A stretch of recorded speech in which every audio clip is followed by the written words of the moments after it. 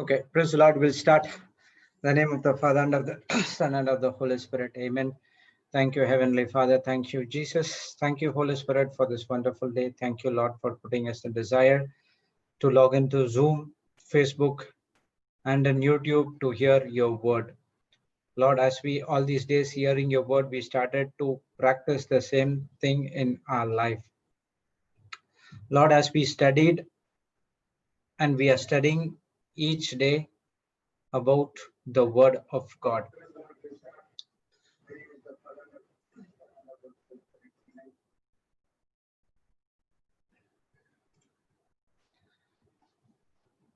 We were studying your word, the truth, which has set us free from many problems, the demonic problems which we were facing at one point of time. Lord, and now we were studying about how to get into your rest, how to captive our emotions under the obedience of Lord Jesus Christ, how to use the authority which has been given to us to take all the ungodly emotions, negative emotions, which leads to commit sin or unbelief or leads us into a different path. Now, Lord, we understood that through the word of God, we can able to bring them under the control of the obedience of Jesus Christ. Lord, if we internalize the evil words, that leads us to the evil path. Now, Lord, from past 4+ months, we are hearing only your word. So we are fully filled with godly emotions, but at times there were where we listen to the evil things, the news, the media, or whatever it is which is from the world. We heard to this and we were internalized those things as well. Now, Lord, we understood that we need to use the given power to each and every one of us to put the thoughts, ungodly emotions under the control, and we need to take control of those. Thank you, Lord, for helping us to walk in love and forgiveness, and we are created in the likeness and image of God, and our Heavenly Father wants to use the same thing Lord Jesus had in this planet Earth. Oh, Holy Spirit, thank you for helping us to operate in love and forgiveness. Without your help, we will not able to walk in love and forgiveness. That is the main essence of the word of God. If we do not have love, we do not have forgiveness. If we do not have forgiveness, then we are heading into a different direction. Thank you for filling us the agape love through the Holy Spirit. Thank you for giving us your wisdom and guidance through the Holy Spirit that we are walking in the right way. Thank you for using us only to do your will, Lord, and not our own will. Thank you for choosing us. Thank you for building us. Thank you for making us to understand only through the word of God we can operate in faith. With the words of fear, we cannot operate in faith and in unforgiveness as well. Thank you, Holy Spirit, for taking complete control. We believe that the teaching which we're going to hear, you will make very simple with practical examples and demonstrations.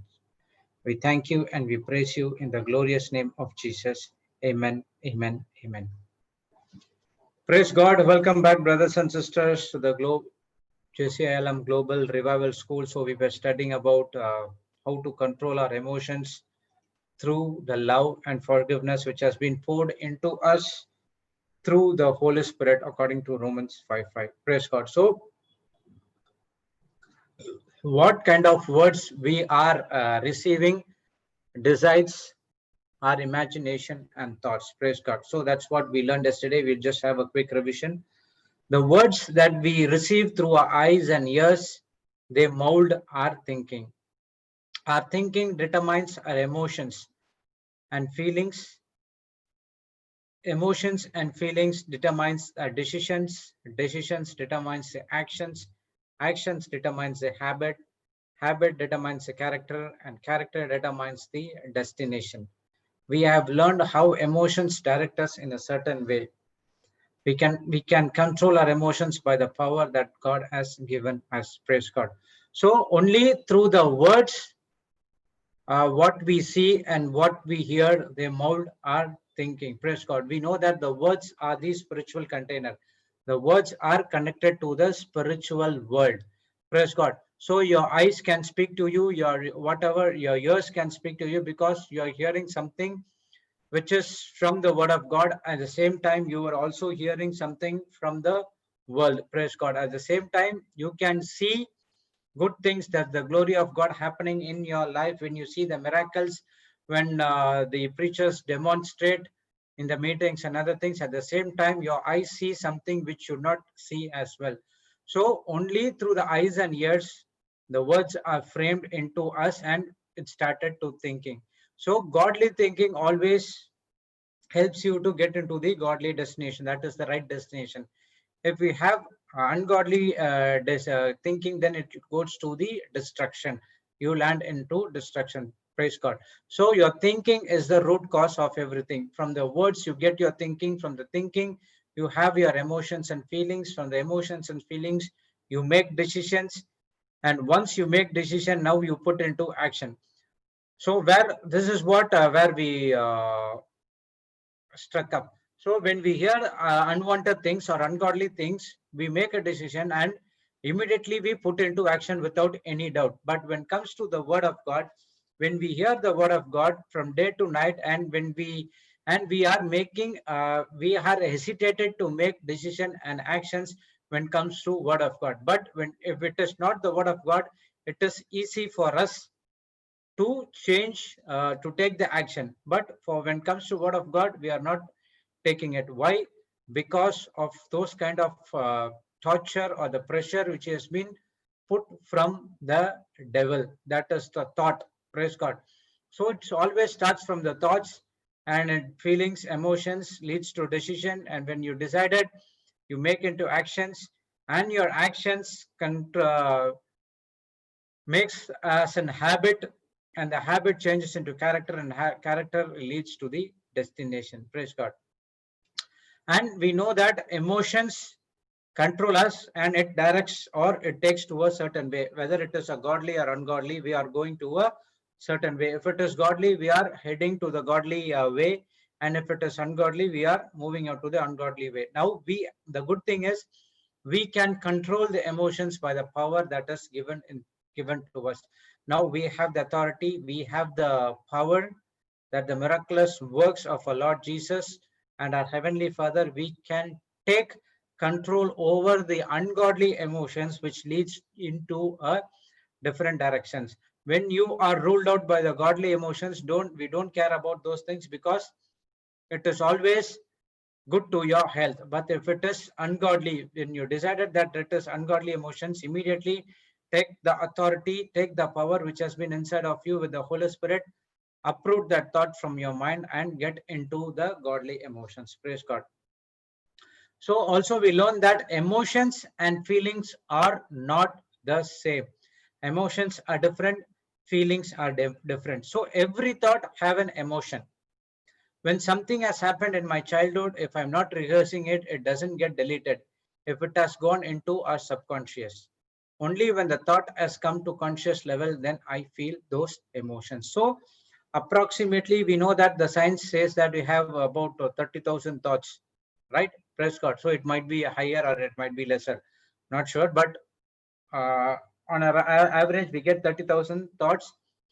How we are going to make sure that 30,000 thoughts are godly or some of that are ungodly? It depends upon your mindset. When you're full of the word of God, immediately when the thought comes and lands into your mind, you see that, okay, this is godly thought, and something which is contradicting to the word of God, that is ungodly thoughts, then your mind has to do it. Praise God. So every thought has an emotion. When something has happened in my childhood, if I am not rehearsing it, it doesn't get deleted. It has gone into my subconscious. Praise God. So whatever happens in your previous life, and not even in childhood, might be in 5 years or 10 years before, when you're working somewhere or when you're born again, those thoughts will be still there in your mind. It doesn't get deleted. But if we are not rehearsing it, so it goes to the subconscious mind. So there are two minds. One is, according to the psychology, one is conscious mind and one is subconscious mind. Subconscious mind is the deeper part and conscious mind is the upper part. So when you do not rehearsing in the sense, saying it day by day, practicing day by day. Okay. So how we are rehearsing, if we do a program or something like that in the school days or college days, how many times we go and rehearse the same time. If you think about that same thought again and again and again, that comes to your subconscious level. If you're not rehearsing, it is not deleted, but it is goes to a subconscious level. So only when the thought comes to the conscious level, then I feel the emotions. Praise God. So that is what feeling and emotions are different. Each and every thought has an emotion, but that emotion comes to the conscious level. I feel the emotions. Praise God. For example, if you are going for a church or something like that, so you speak to the many other persons, the thoughts are coming, everything, it goes and it stores in your subconscious mind. But all of a sudden, if you see one person which he had done something wrong in your past life, if you see that, you get the same kind of feeling what he or she did for about 2 or 3 or 5 years before. So you feel those things. So what happened, that thought which has been gone into the subconscious mind, when you see that person, that thought comes into the conscious level, and then when you feel those things. Praise God. So that is what feeling. So emotions and feelings are different. Praise God. Okay, where we saw that emotions.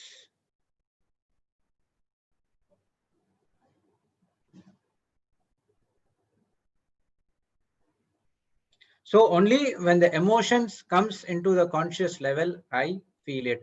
So emotions will not come from feelings, but feeling comes from emotions. So emotions are feeling are both are different. Praise God. So in a day we receive approximately 30,000 thoughts, and we know when I consider important is being strengthened and what I consider not important is being deleted and vanished over.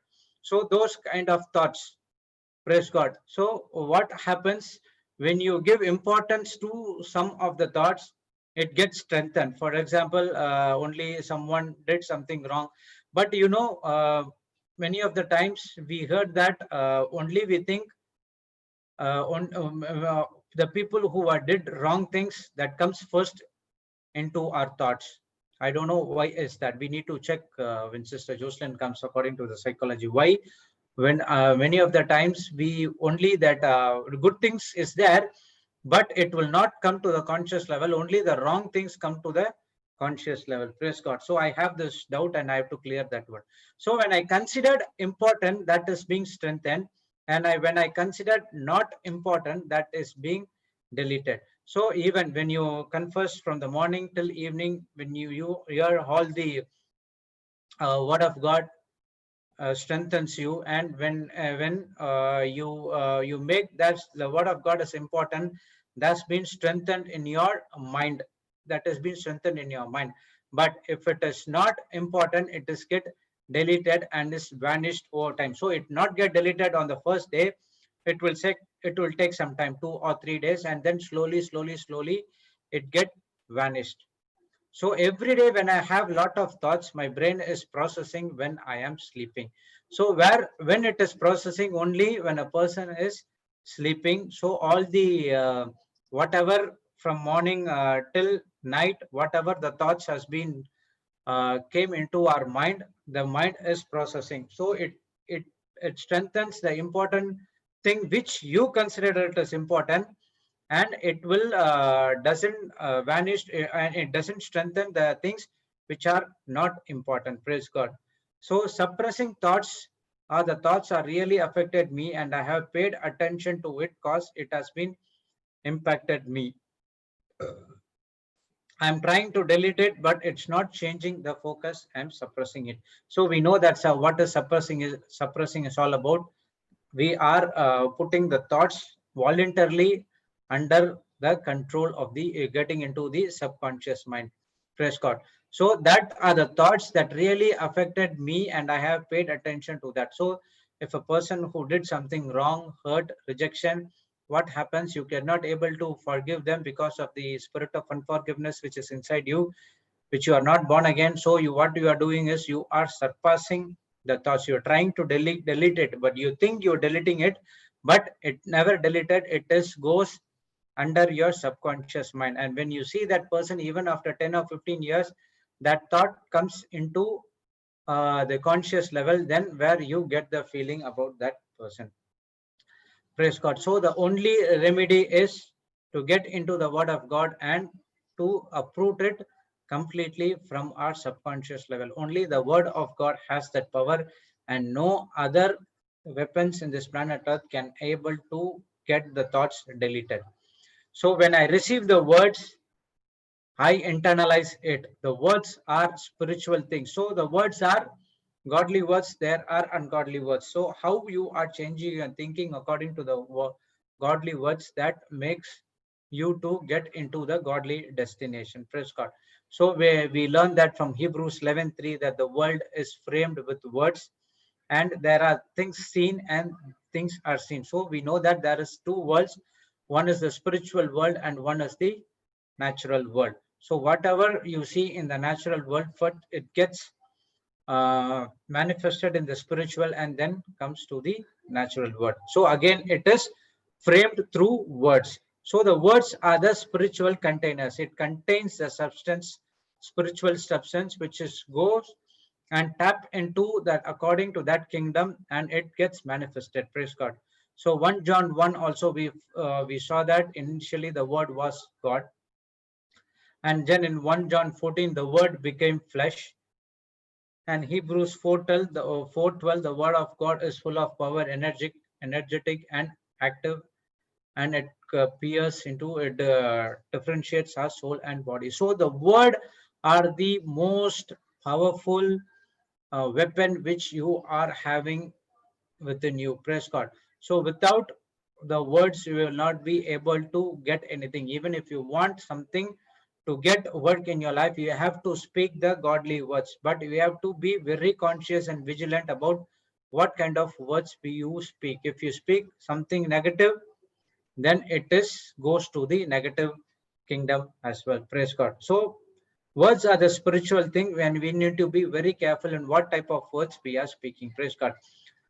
So when I receive God's word, I'm connected to the God spirit. When I don't receive God's word, definitely you are connected to the different kind of spirit, which leads you to perform ungodly actions and which is contradicting to the God's word. So it is clear. So there is, if you are not in the kingdom of God, you are in the other kingdom. Praise God. So that is very much important. If you are not in the kingdom of God, you are in the other kingdom. If you are in the kingdom of God, 24/7, you are receiving the God's word through the written word of God, that is the Bible. And you are connected to the God's spirit. Praise God. And if you are not connected with the word of God, and then you are connected with the some other things as well. So we are constantly connected to the spiritual world through our thoughts. Even though we are um, in the physical world, we are still connected to the spiritual world through our thoughts. Praise God. In 2 Corinthians 10:5, we saw that how to captivate the thought. Can you put that, sister? 2 Corinthians 10:5. Now see, it is a very, very important verse. Casting down imaginations and every high thing that exalts itself against the knowledge of God, and bringing into captivity every thought to the obedience of Christ. And now we know that casting down. So what does the mean of casting? Casting is to throw or to fling. That what we learned in 1 Peter 5:7. Cast your cares unto Lord Jesus because he cares for you. So the same thing you have to do. Casting down imaginations. And now we know what is that imaginations is all about. Imagination is the powerful tool for us to get the things manifested in our life.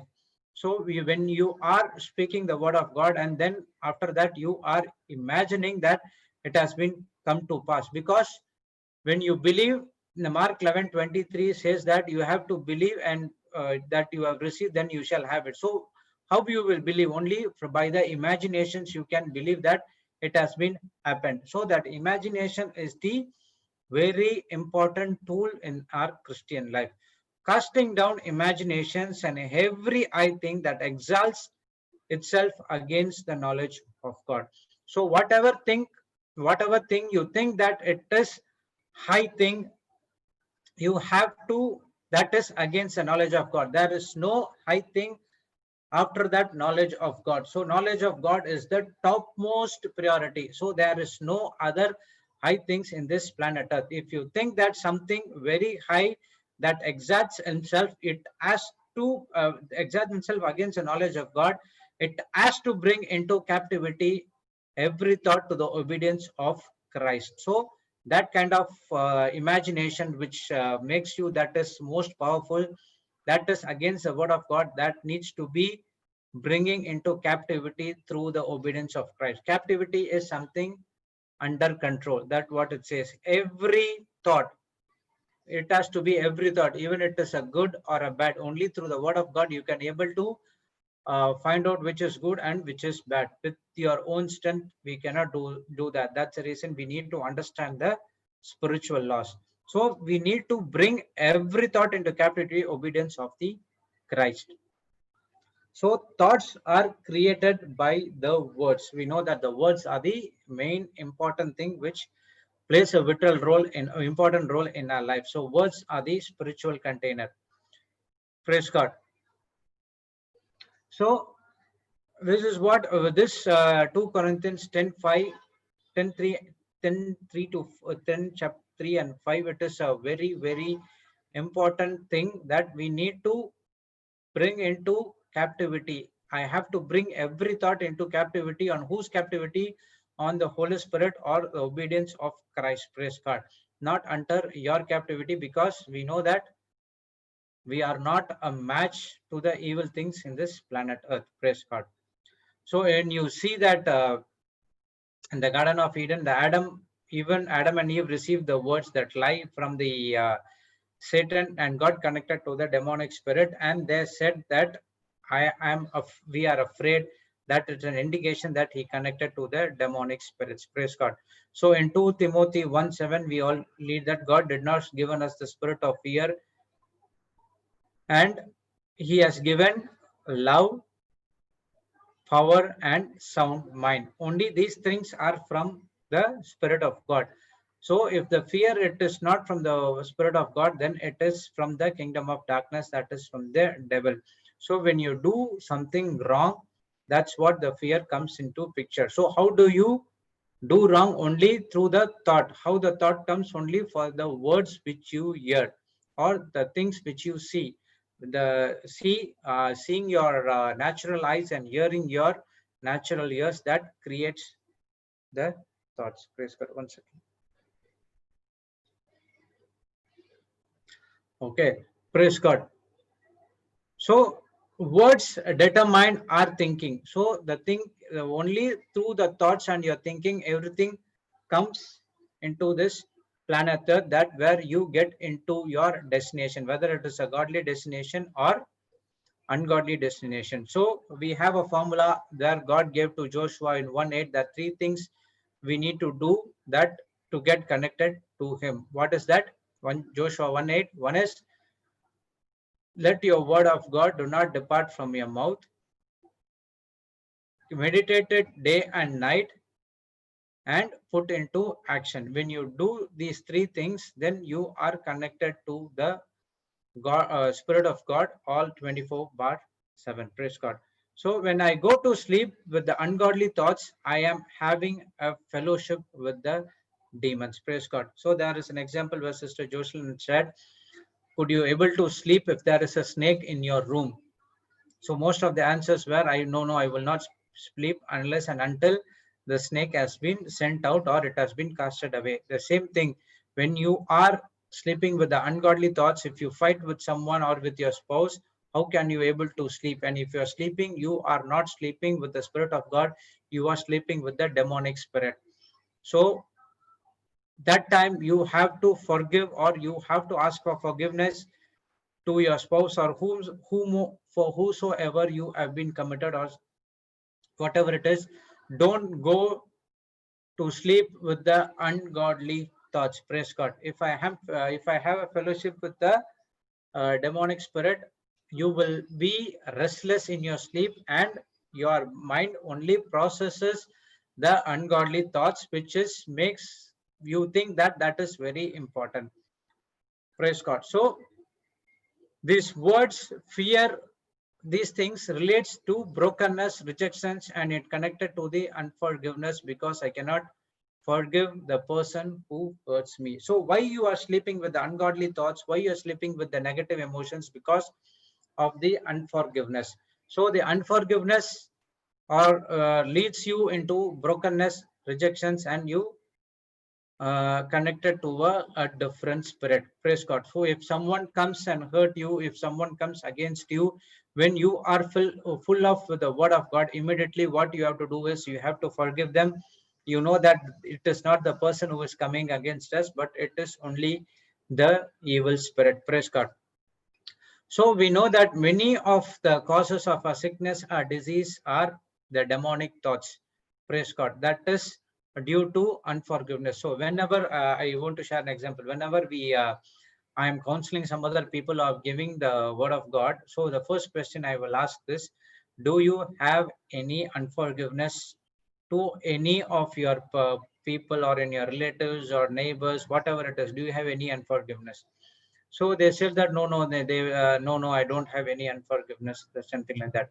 So I then I immediately say that, see, if you do not if you do not have these things, either the error which you are not believing on the word of God, or you are not properly confessing the word of God.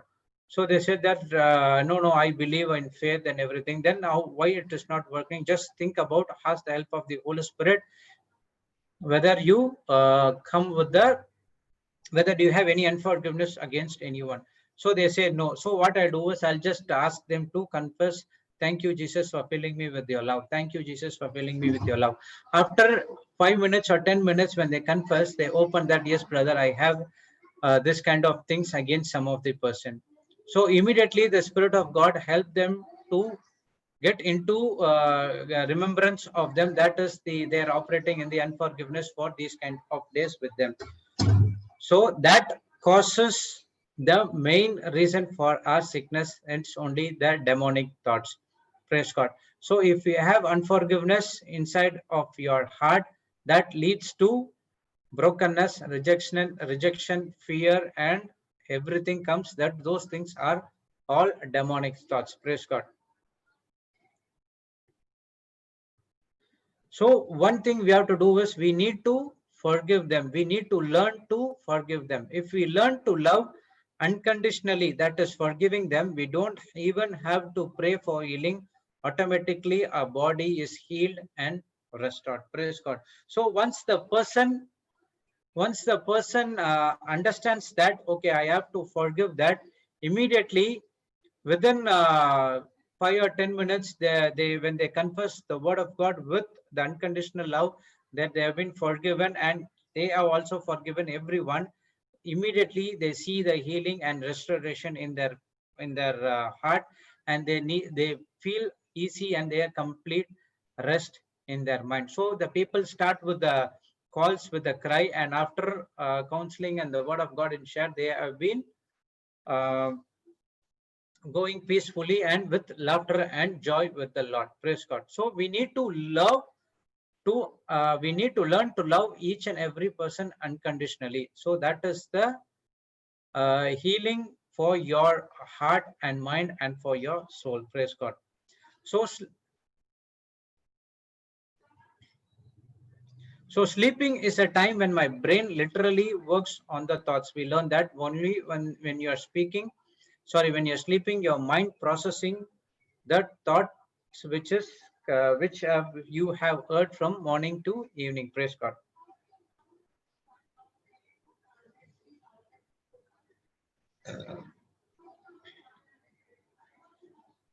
So when I get connected to God, I'm getting revelations. Praise God. So how you get connected to the God? When you meditate and ponder on only on the word of God. For example, from the morning till evening, so we are learning a lot of scriptures. You take one scripture before going to sleep, confess that scripture for about 1 hour, say it again and again and again, and then make that as an important. And when you sleep again, you confess the same scripture. Then you connect it to the Spirit of God. Then you get revelations for the problems which you have. The Spirit of God talks to you and give you instruction what you have to do. Praise God. So when you're sleeping, you are connected to the spiritual world. When you are sleeping, you are connected to the spiritual world. You are sleeping. The entire body is taking rest, but your brain is not sleeping. It is working and processing on the thoughts what you hear from morning till evening. So we are spiritual beings and we connected to the spiritual world through words. So the science says we are a human being. So that is also a lie. Praise God. That is only to understand the subject. So they say that we are a human being. So the word of God says that we are a spiritual being because we are connected to the spiritual world through the words what we speak. So when we are sleeping, we are connected to the spiritual world through the thoughts which is processing in your mind. Praise God. So if the whole day I'm thinking about the Jesus and his works and the promises of God, what he did for us in the cross, when I go to sleep, I'm worshiping I'm worshiping the same, I'm get connected to the God. Praise God. That's what I said. Take one scripture, meditate it for about 1 hour daily, because we learn 5 to 10 scriptures each and every day. So if you carefully watch, there will be 1 or 2 scriptures we are confessing. We used to refer every day. Take that one scripture, confess it, meditate it on one scripture before getting into the sleep, and then see the supernatural manifestations happens in your life from the next day onwards. I do that at least, if not 1 hour, because till 11:15, 11:30, the class will be going on. After that, I need to study, and then after that, I start speaking in tongues. By the time I sleep, it was almost 1 or 1:30, and again I'll get up. I have to revise what I have to do. So all the things, what happens, I am only focusing and worshiping on the word of God. I do not feel any restless in my activity. I'm still continuing to do it. So initially it was difficult for me, but now when I put into practice what I've learned, and it is very easy for me. Praise God. So whom you are connected to is the main thing. Whether I'm connected to the word of God, whether I'm connected to the evil spirit. Toxic thoughts kills. So any toxic thoughts which is against the word of God, it will steal, kill, and destroy you. So the very important thing is for us to bring those thoughts into captivity according to 2 Corinthians chapter 3 verse 5. Please do not ignore those negative thoughts nor surpass it. When you ignore or suppress it, there is no way of correction, because I'm thinking it is right. So if the thought comes, you have to you do not ignore it, or you should not suppress it. So if you are ignoring it and suppressing it, it will not get deleted. It is goes to your subconscious level, and and you think that those, if ignoring it and surpassing it, that is right. Praise God. But as long as you aligned with the word of God, it is not right, it is a lie. Praise God. We already we discussed in many of the meetings as well. If someone comes and gives you something about the worldly knowledge, that because of the COVID things, these things. So Papa said that don't reject, though you immediately reject or ignore him, but speak the word of God to him, what Jesus did for you even in this lockdown, what you have been filled with the word of God. Start with your testimony. That is where you are uprooting those kind of thoughts which is coming against you. And if you ignore it or suppress it, it is go into your subconscious mind, and when you are alone, that kind of thoughts will come and speak to you. Praise God. What you think from the human understanding, it is right. From the from the knowledge of God, it is a lie. As long as I believe the lie, I will never ever make correction. I should realize where I have gone wrong. So most important thing, don't ignore it or suppress it, because it is a lie. The world teaches to ignore and suppress it, but the word of God teaches you to uproot it through the word of God from your mind immediately. Praise God. Because as long as you believe that lie, believe the lie, you will not able to make the correction. Only believe the truth. The truth shall set you free from all other demonic and evil things. Praise God. So the only thing we have to do is we must renew our mind by realizing who I am in Christ. That is my identity. My identity is my nature, that is of Christ. That is very much important. So renewing of mind through the word of God, and when you renew your mind with the word of God, and now you understand that who I am in Christ, and then that is the identity is being revealed.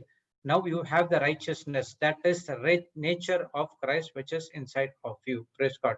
So how to renew your mind through the word of God? The only thing is through the Bible. So the Bible is the spiritual mirrors that shows me who I am in spirit. When you are born again, your spirit is made union with our Lord Jesus Christ, and then where the mirror gives you the identity as who you are in Christ. Praise God. So the deliverance comes when a person constantly exposes himself to the word of God when I cast it out. As long as I don't deal with the suppressed thoughts through the word of God, it is still in me. That's why every day I have to keep check on the words I receive. Praise God. So how the deliverance comes? Only when you constantly expose yourself to the word of God. So even when you want to speak in tongues, whatever it is, you need to believe in faith, and when you confess or ponder the word of God. So when you are in relationship with our heavenly Father Lord Jesus Christ, then where your deliverance comes. You don't need to sweat for anything. Only thing is, God says that only think about me, think about my work, ponder on my work, what I did for you in the cross. Take my promises, believe my promises, confess the promises, put into action. You get your deliverance immediately. Praise God. So as long I don't deal with the suppressed thoughts through the word of God, it's still inside of me. So whatever your thoughts are ignored or suppressed, it is inside of you, and that has to be dealt only through the word of God. So that's why every day I have to keep a check on those words I receive. Praise God. 1 second.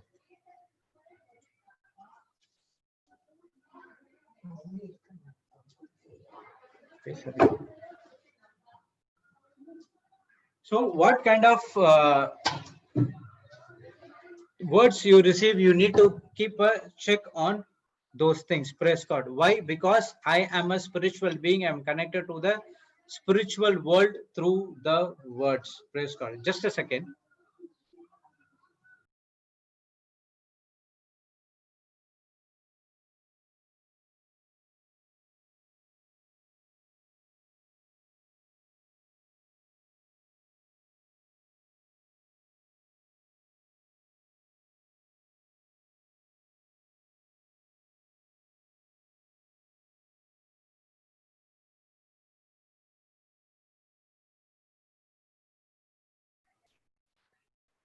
Sorry.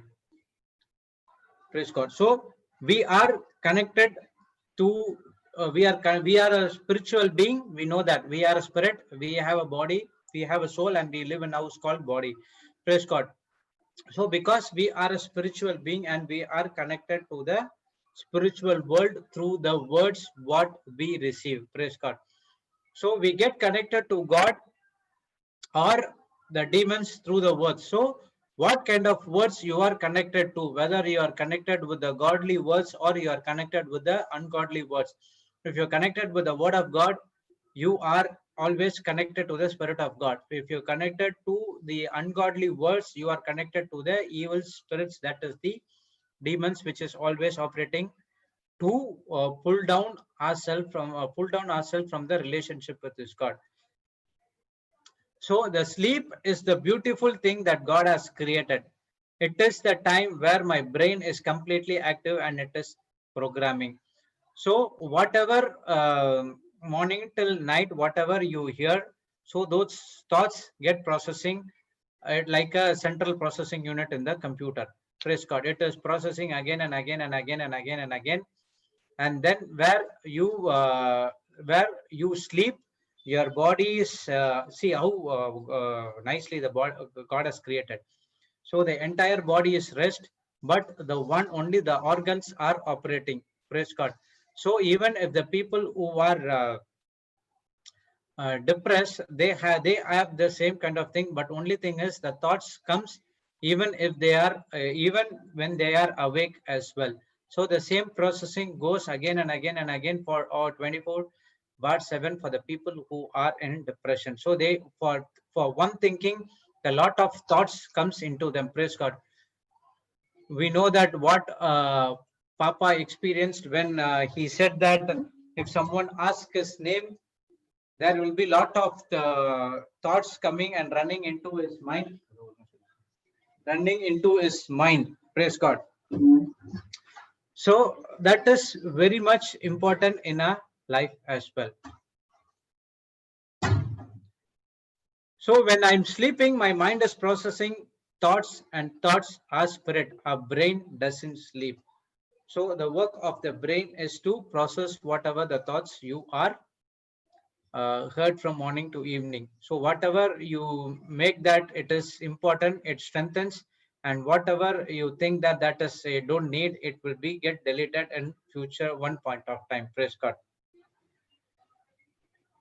So there is always a subtraction, that is the negative thoughts and the lower thoughts, and addition of the word of God, higher thoughts, when you are connected to the word of God. That's what Papa said yesterday. So when you meditate the word of God, day and night, you are switching on the light. When the light is switched on, there is no darkness. So the same thing, when you meditate the word of God, your negative thoughts, your lower thoughts will be replaced, that will be deleted from your mind, and the addition, that is the word of God, the higher thoughts will be inside of your mind. So at times, at times, you will only think about God and his works, and then which your emotion and confidence level is more high. Praise God. So we learned that before this as well. Emotions doesn't comes from feeling, feeling comes from emotion. Praise God. I'll repeat again. Emotion doesn't come from feeling, feeling comes from emotions. So every thought has an emotion, that is joy, fear, worry, anger, peace, faith, everything is there. Praise God. So only emotions that comes in my conscious mind, I can feel the emotions. Praise God. So the emotions, everything is in your subconscious mind. I said that for example, when you see a person which had done something wrong in your previous years, that comes into your mind. Praise God. So that kind of feelings comes when that person when you see that, sorry. So only the emotions that comes in my conscious mind, I can feel the emotion. I gave you an example where you see a person who did something wrong. All these 3-4 years you haven't seen it, but all of a sudden you seen him, and then whatever he has done in the past comes, and you can feel the same kind of thing what he did at that point of time. So that is the feeling. So emotions doesn't come from feeling, but the feeling comes from emotions. Praise God. So what is the cure for those things? Only through the word of God. So what kind of words you are receiving, that produce the thoughts and thinking. Word of God creates godly thoughts. Ungodly word of God creates ungodly thoughts. Praise God. So that's what we saw in Psalms 147:3. Can you put that for scripture? 147:3. He healed the broken in heart and bindeth up their wounds. Who is that? He is the God, our Heavenly Father. He healed the broken in heart and bind up their wounds. Praise God. So the first question, can the doctor heal the spirit organ? that is their heart, not the natural organ, the spirit organ. No, he cannot do that. Only God can do that. That's what he said. So when it comes to the things of God, do people of the generation have a regard or believe to the things of God? No. Why? Because we do not believe. Because every time we want to see the evidences first and then we want to believe. And in the God's kingdom, it is always opposite, where first you have to believe that you received it and then you shall have it. So that's the reason many of the times our people are not involving on the word of God, and they want to cure the emotions only through their natural uh, through the natural remedy. So if you go through the natural remedy, what you are doing is you are not got healed, you are just ignoring it and suppressing the thoughts. At one point of time it will burst out from your spirit mind. Praise God. So that is what very much important. When you get to the word of God, the word of God can heal the broken in heart and bind up their wounds. Only through the word of God you can do it. For example, there are a lot of retreats have been gone. There are people who they were crying, they get anointed, they fall down. So at one point of time, I think that, oh my God, they're crying a lot and they fall down. So I thought they might get healed. They might got whatever the wrong things have been passed away. But if you watch it clearly, again, if I go for the next retreat, they will come and say that the same problem. So at that point of time, they feel that is only the feeling that everything has been done. But when they go out from that place, that the thoughts coming again to them, and they could not able to replace it, but they are suppressing and ignoring those kind of thoughts. Praise God. So the real healing is when you labor yourself to renew your mind. I have to change myself looking into the mirror and not for the people to get healing. Praise God. So how you are renewing your mind, change your thinking, how fast you are changing your thinking or renewing your mind is comes the real healing. Praise God. When you believe on the word of God, and then you have to renew your mind. Without renewing your mind, the healing will not take place. That is the reason we say that you need to understand the spiritual laws first. If you do not understand the spiritual law, it will be difficult for you to get healed or to renew your mind. Praise God. So first thing is we need to change ourselves by looking into the mirror of what I am in Christ. Who are you in Christ Jesus? Praise God. So we saw that the same thing, how to do that in 2 Corinthians 3:16 to 18. Praise God. Nevertheless, when it shall turn to the Lord, the veil shall be taken away. Now the Lord is the Spirit, and where there is Spirit of the Lord, there is liberty. But we all with open face, beholding in a glass the glory of the Lord, and changing into the same image from glory to glory, even as by the Spirit of the Lord. So first thing here is saying, uh, Paul is saying here is, nevertheless, when it shall turn to the Lord. Only when a person turns to the Lord, that is repentance. When you repent and change your thinking, you made a decision, okay, Lord, I did something wrong in the past, and now I don't want to go into those things, but I want to get into the word of God. And that thing, that is the one decision, you are turning yourself to the Lord. When you turn yourself to the Lord, the veil shall be taken away. That is the unbelief, wrong knowledge, whatever you got it from the world, those things have been blocking you to go before God. And now when you take the decision, repent for the things what you have done in the past, and when you started to renewing your mind, your unbelief and the wrong knowledge and the ignorance has been removed from you.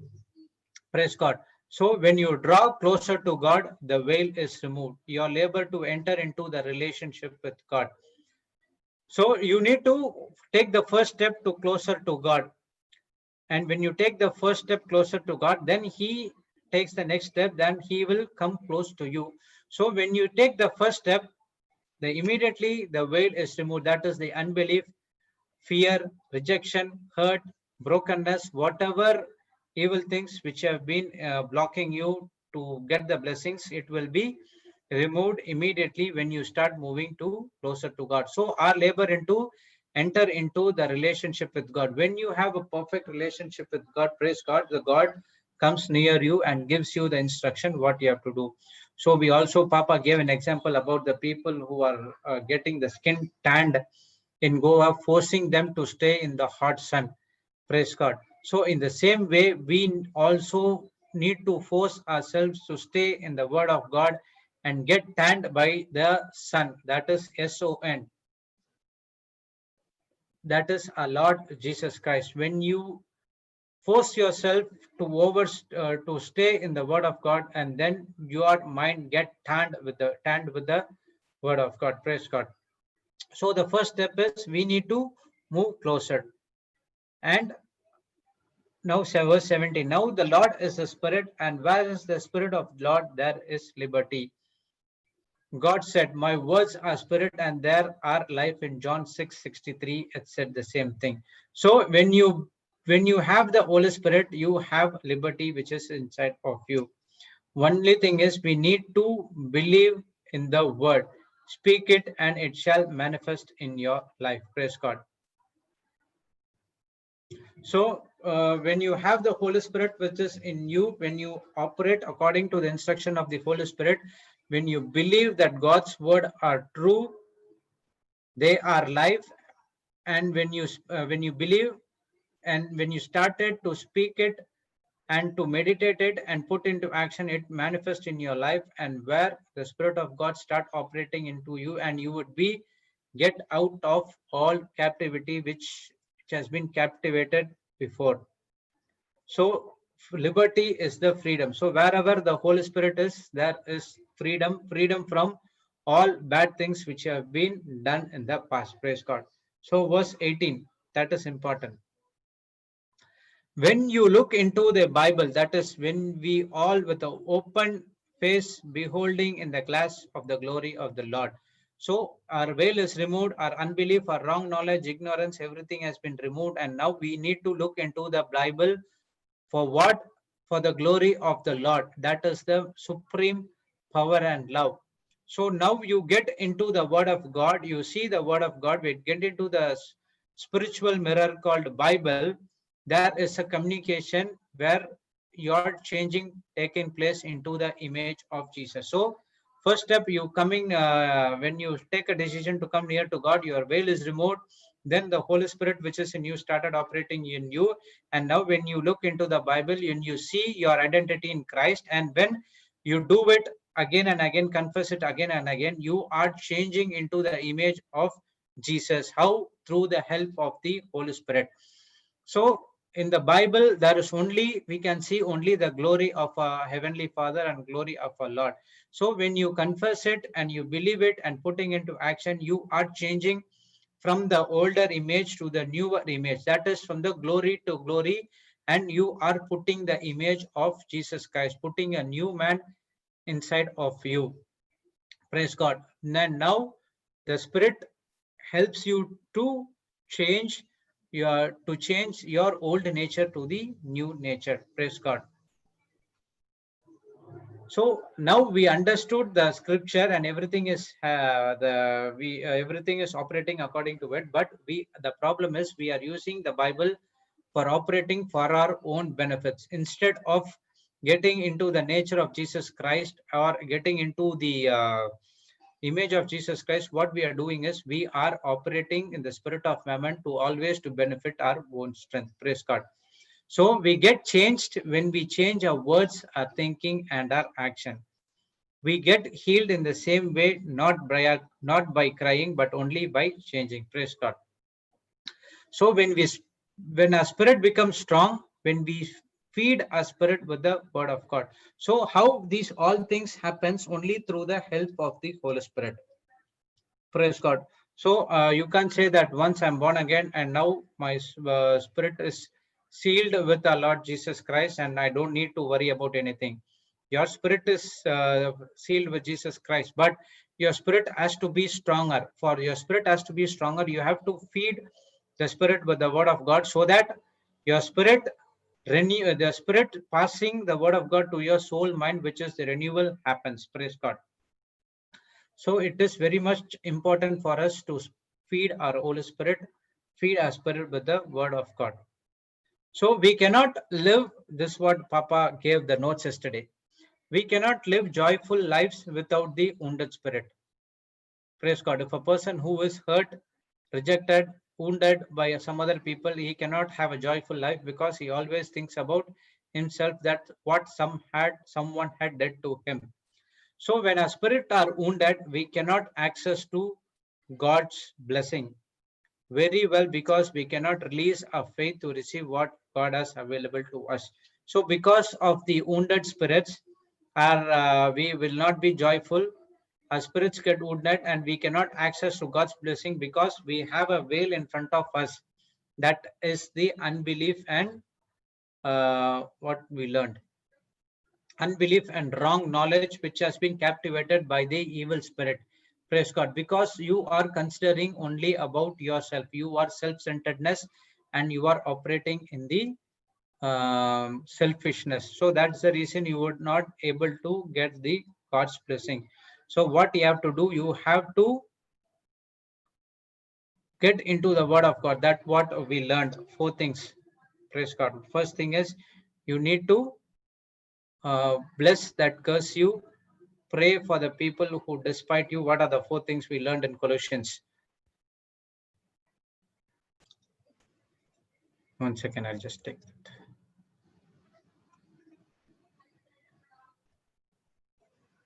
Okay, that 4 things we learned.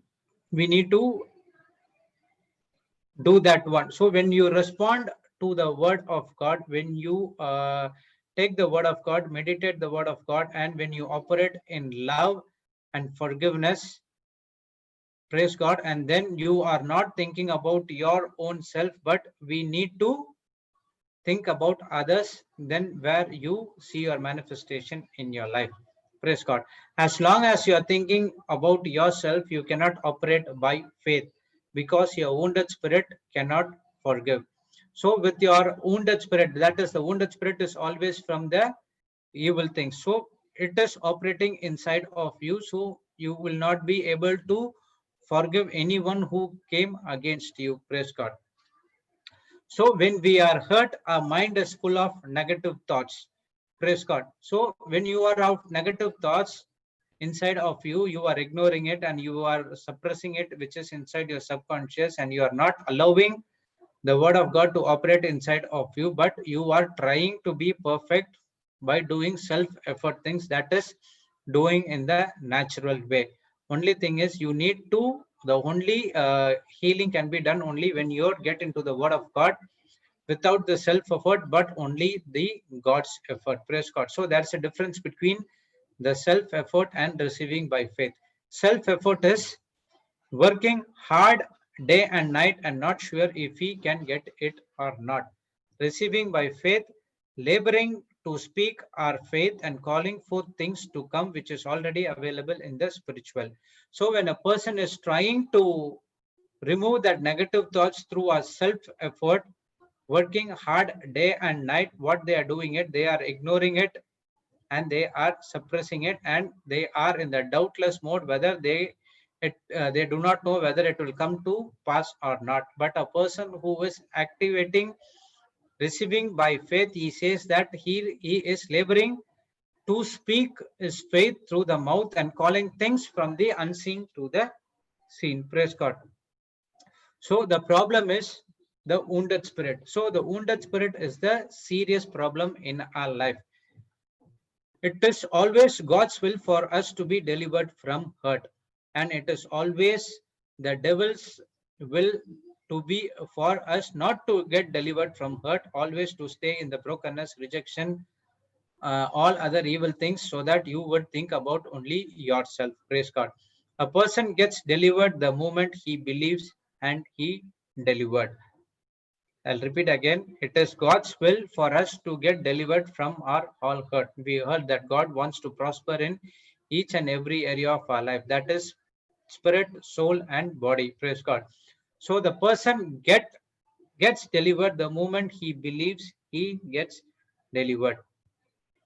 So how that is what the kingdom of God operates. That is the system of the kingdom of God operates. First, you need to believe and based on the document of the word of God. So the negative thoughts, the negative things can come and say, you are got hurt, your spirit is wounded, there is no healing. You say that I have the word of God, the written document which is inside of me. That is 1 Peter 2:24 says that by the stripes and wounds of Jesus, I'm already been healed. So you do not have any thoughts up, you do not have any control over me. I don't ever consider the current the present circumstances or the physical things. The word of God says I have to believe, and I'm believing it. So when you start confessing it that you have believed, the moment you believe, you get delivered from those hurts, rejection, and brokenness. So the joy is I know and I believe God loves me. Knowing and believing that is what gives me joy. So what God the so we have two definitions for joy. One is knowing the end result in the beginning, and the second definition is I know and I believe God loves me. So when you understand this three-letter sentence, God loves me, that you can get out of any kind of bad situation you are going through. Praise God. So also Papa gave words can hurt, they can also heal. There is speaketh like the piercing of a sword, but the tongue of a wise is health. Some people make cutting remarks, but the words of the wise bring healing. That is Proverbs 12:18. So when someone speaks some hurtful words, does it hurt you? Definitely it will hurt us, right? So can you put that verses, Proverbs 12:18?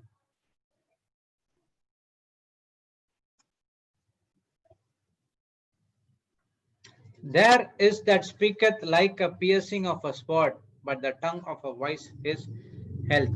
Praise God. So now what kind of words you are going to speak? You speak some faithful words. It is always heal some other person, and even it can heal you as well. So we are now the word of God saying that you need to speak only the faithful words. You will not able to speak your own words, but you have to speak the word of God. Even that has been given to us. God is saying that everything is written in the Bible. You don't speak something of your own.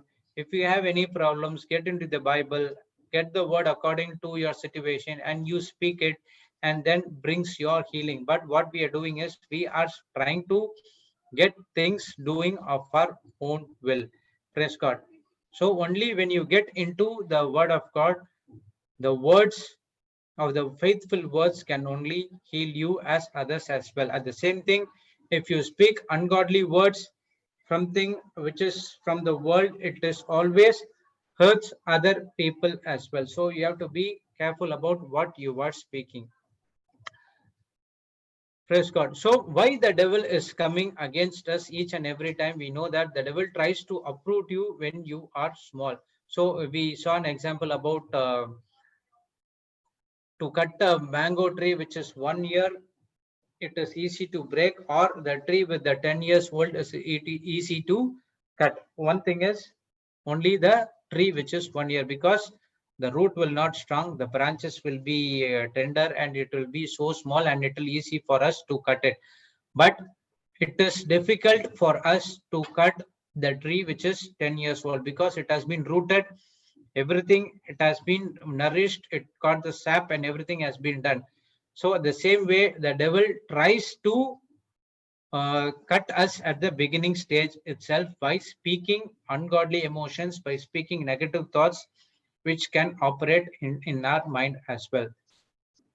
So there are two kinds of words: the words that discourage you and others, and the words that encourage you and make you strong and makes others strong. So the encouraging words are the word of God, and the discouraging words are the words which are from the kingdom of darkness. So wise men always do always speak only the word of God. They listen to the word of God and they do it.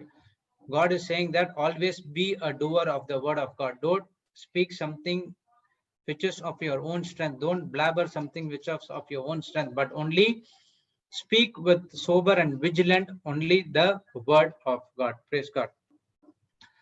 So again, Papa said that there are two reasons why we should not build our foundation of hurt. One is it will distort, that is twist our decisions and viewpoints about everything in our life. And the next one is it will make us bitter and prevent us from moving forward. So if you are hurt, if you have been rejected, and if you have been broken, don't try to make decision of your own. Word of God says that at that point of time, if you make a decision when you are wounded in spirit, it will distort you, that is twist you about your decision and viewpoints about everything in your life. So whatever decision you take, it everything will go wrong, and it is always makes us bitter and prevent us from moving forward. It also puts a stumbling block to move forward. But when you get into the word of God, that gives you a strong foundation, and when you are full of word of God, the decision which you make is going to be a blessing and transformation in your life as well. Praise God. So many people who are hurt stay in their hurt, and the foundation of their hurt is of their life is hurt. Praise God. Even though my past was bad, my decisions were bad, God can still turn it around to make it a masterpiece. God never looks at our past to give future. So the people who are hurt, they still say that because of these things happened in my life, that I am heading to this kind of life. That is a wrong thinking. That is a wrong lie. So God is saying that no matter what is your past life, when you come to Him, He can turn it turn it 180 degrees. Turn it 180 degrees within 1 second and gives you good future. For example, take about the example of Paul. When before Saul, when he was a Saul, he was persecuting all the Christians, and when he got born again, what happened? He was only living a life only for our Lord Jesus Christ. So the life has been turned to 180 degrees. At the same time, even if you take my life or Papa life, our past is entirely bad. But when we took the first step to go before Him, our veil is removed. Then He changed our life entirely. What we expect more than that, our life is all about. Praise God. So only one thing is we have to do is we need to get into the word of God. So Galatians 5:16 says, walk in the spirit and you shall not fulfill the lust of your flesh. So when you take the God's word and when you walk in it, only every time you start to meditate on the word of God day and night, you will immediately, whatever things which is in your thought, all of the bad things will be removed easily. Praise God. Don't ever try to stop all the evil things, bad things, or whatever you're doing before through your own strength. You will fail, but only through the word of God. When you starting walking in the spirit, you can come out of that very easily. Praise God. Papa said that a person who was having okay, even you can take my example as well. I did not spend time, or I didn't try to leave alcohol at my own strength, but what I did was I only walking in the spirit, feeding my spirit with the word of God again and again and again and again and again, and then it helped me to get out of that the spirit of alcohol. Praise God. So God's word is God's will in your life. Walking in the spirit is renewing of your mind. So when you renew your mind according to the word of God, that is the God's will in your life, that's what you see manifestation in your life. Praise God. So in the afternoon, we saw that God is love. God created us in His image and according to His likeness. We are designed to give love and receive love. This is the original purpose for a body has been created for. So when we understand God is love, and we also know that God has been created us in the likeness and image of God. So what is the likeness of image of God? Only to receive the love from God and to give the love to others. Praise God. So, and you have to, when you have the love, you can also forgive others. But that is the system for each and every human, we are a spiritual being as we have been created. But what happened? Because of the disobedience, because of the evil things, because of other unwanted things which has happened in our life, praise God, we are moved into a different part where we heading into a destruction mode. But still, when you renew your own mind, your mind with the word of God, again you go to the start, and now you are, your old things has been removed and you have been new creation in our Lord Jesus Christ. You have the righteousness of God. That is the nature of God. The image is love and forgiveness, and start operating in love and forgiveness entire area of our life until you face the natural death. Praise God. So our body is not designed for anger, fear, or worry or bitterness, but only for love. My body is not designed to get bitter. So our body is only designed for love and not to get bitter. But because of unforgiveness which has been operated into our life, we are taking it.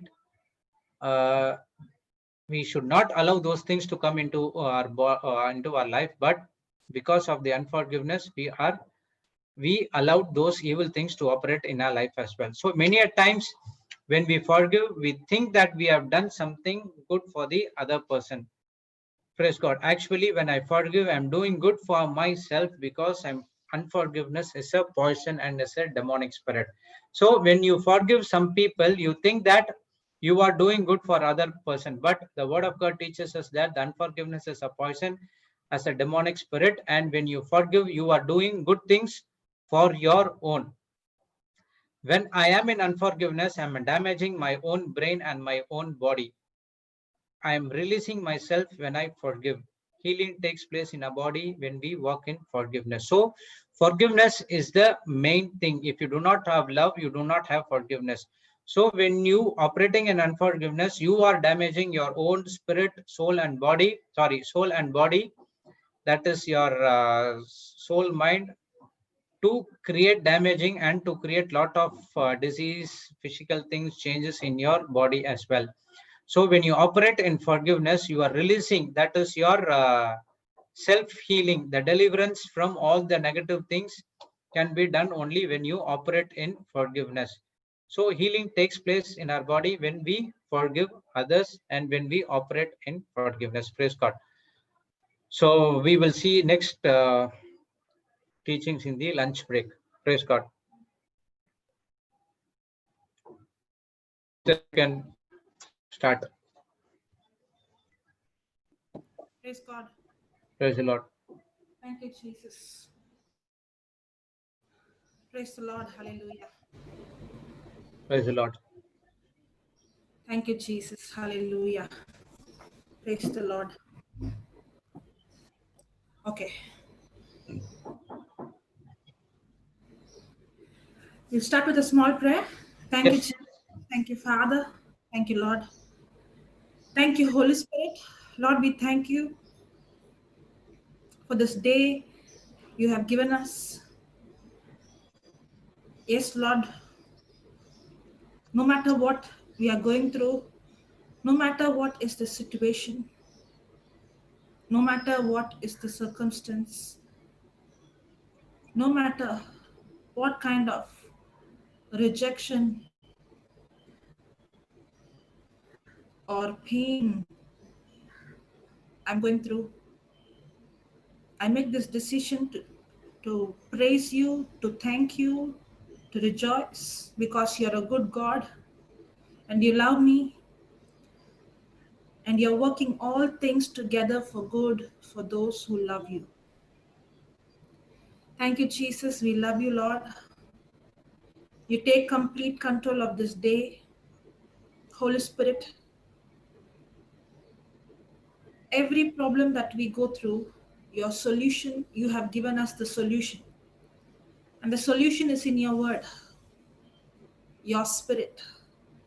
Help us to discover, to search, to seek, to research the truth and seek you about everything. So that the more we know you, the more we are in the light, and the more we stay in the light, the more the darkness is expelled. Thank you, Holy Spirit, for giving us this opportunity in the midst of this lockdown to listen to your voice, to hear your word, to study and ponder and meditate the truths and revealing the mysteries and the secrets. Today we have come, Holy Spirit, you take complete control of us. Let it not be our own words, but let it completely be your word. You think through our mind and you speak through our mouth. You take complete charge. Help us, Lord, that we decrease and you increase so that you are glorified. And we thank you, Holy Spirit, as your word is proclaimed. Those who are hearing your word, they are receiving healing in every part, in every area of their life. In Jesus' name we pray. Amen. Amen. Praise the Lord. Thank you, Jesus. Praise the Hallelujah. Lord. Okay. Yeah, good morning, Sister Jessie. Good morning, brother. Good morning, everyone. Thank you, Jesus. Hallelujah. Praise you, Jesus. Okay. So we have been learning about emotion. And yesterday, I think before Papa came, we were seeing about forgiveness. Yes, And you never completed that parable. yeah, you can put that parable, brother. It was Matthew. done actually.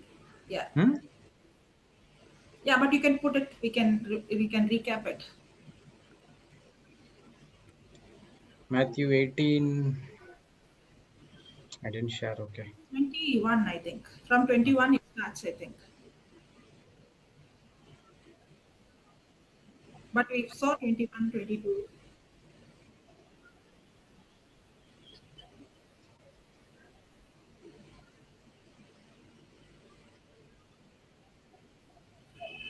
Put 23 or 24.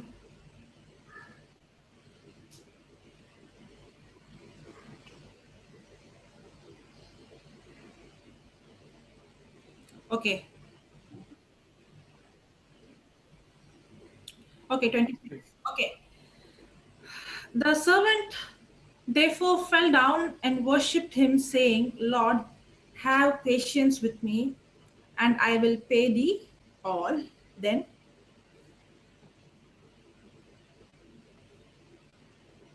the Lord of the servant was moved with compassion and loosed him and forgave him the debt. Now, yesterday we saw uh, there is no forgiveness without paying the price.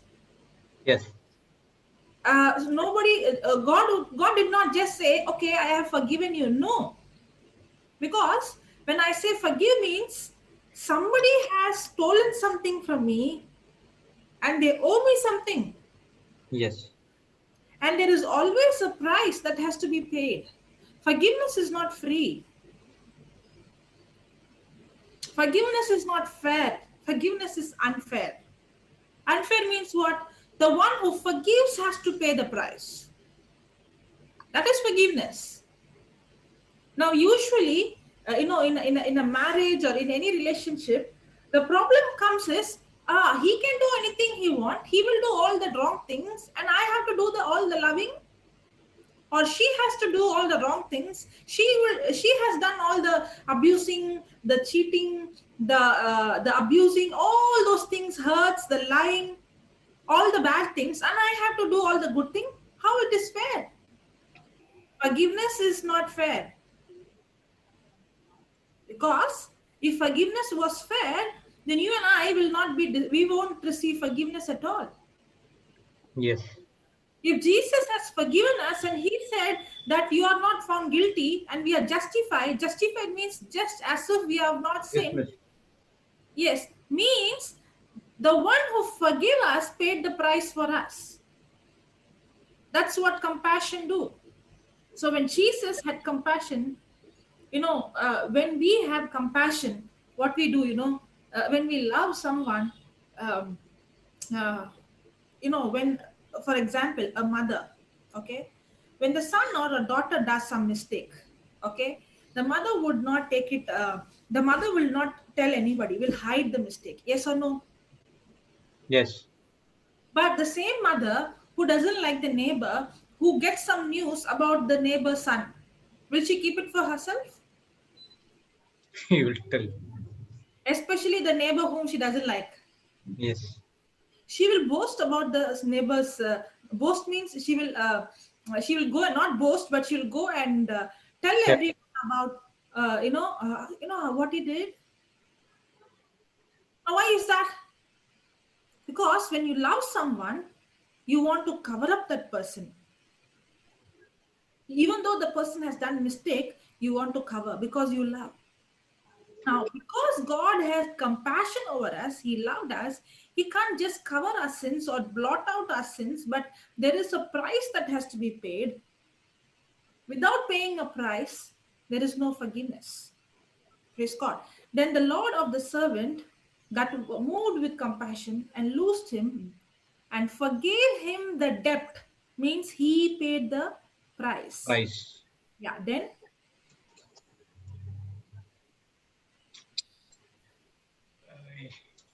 it's not going. 28. Okay.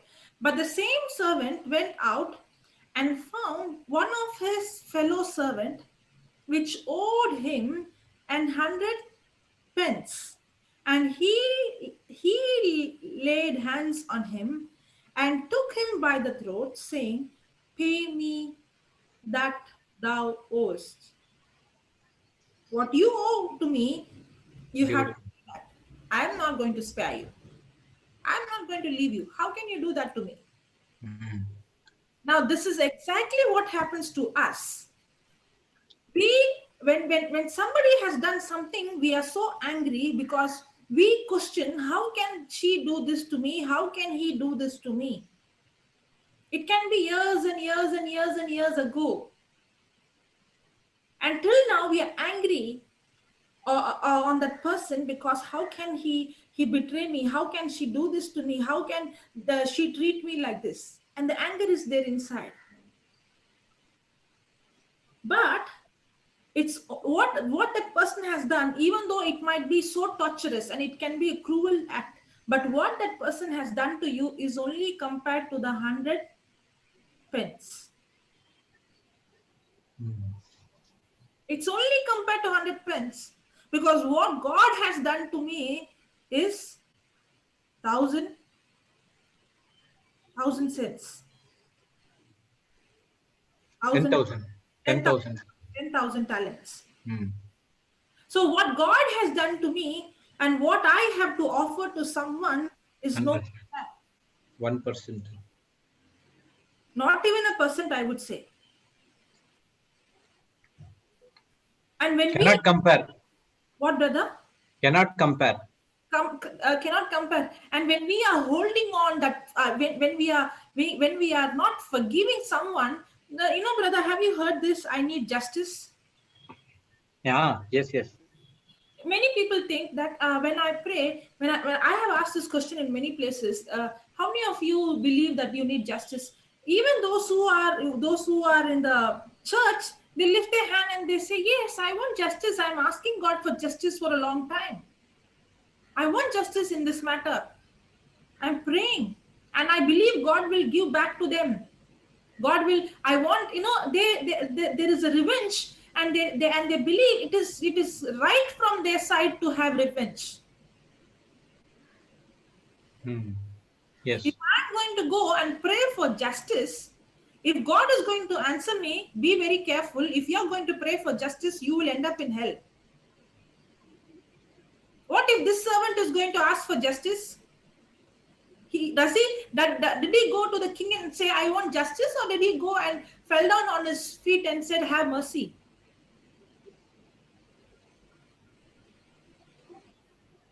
We Mm. all deserve mercy, not justification, Not just. not justice. If we look for justice, no one will be there in this. Here, everyone will have to go to hell. Yes, because we think this person has done this wrong to me, but I am been living good. So I am seeing how good I am living. But I have never realized how bad I am in God's standard.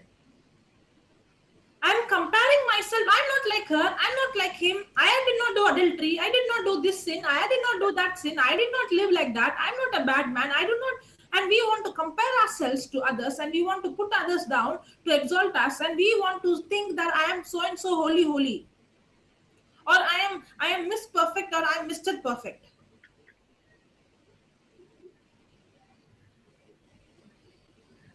As long as I'm going to think I am Mr. Perfect, I am Miss Perfect, then I am actually, making me high or exalting me, comparing to others. But according to God's standard, I deserve to be punished.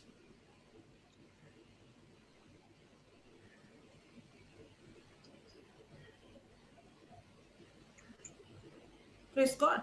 Somebody has put Brother Jude did not ask for justice. His boss did not pay him for 6 months. What? I don't know. Praise What God. happened? Thank What you. happened? Somebody is saying that your boss did not pay you, but you did not ask for justice. Okay. So because I've not asked for justice, that's the reason I'm blessed. Yeah.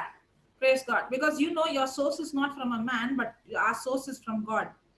Because of that 6 months of testing period, I got all the blessings after that. Praise God. Thank you, Jesus. Thank you, Holy Spirit. Hallelujah. Okay. So, yeah, brother, why did you take the scripture? You said something. Okay, I have a doubt. You finish this, I'll ask it. Okay. Next And verse. took him. Okay. But the same servant went out, found one of his fellow servants, which owed him 100 pence, and laid hands on him. Remember, whenever I'm angry with someone, I am this servant. I am? I am this servant. I Okay, am in okay. this This servant. place. Okay, okay. Whenever you feel that you are right to ask someone, somebody has done something wrong to you, you're angry with them because they are wrong. I'm behaving like this man, not realizing what if I pray for justice, you know what I deserve? I deserve to go to hell because we all committed sin, and rightly I have to be punished. You're praying for somebody that somebody has did this to you and they have to go to hell. Then what about what you have done? If somebody would take a thought life from a childhood and make a movie, can you watch your own movie?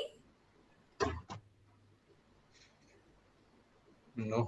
We might act or pretend as if we are very good, but in our heart we know what kind of, there is no one who's good.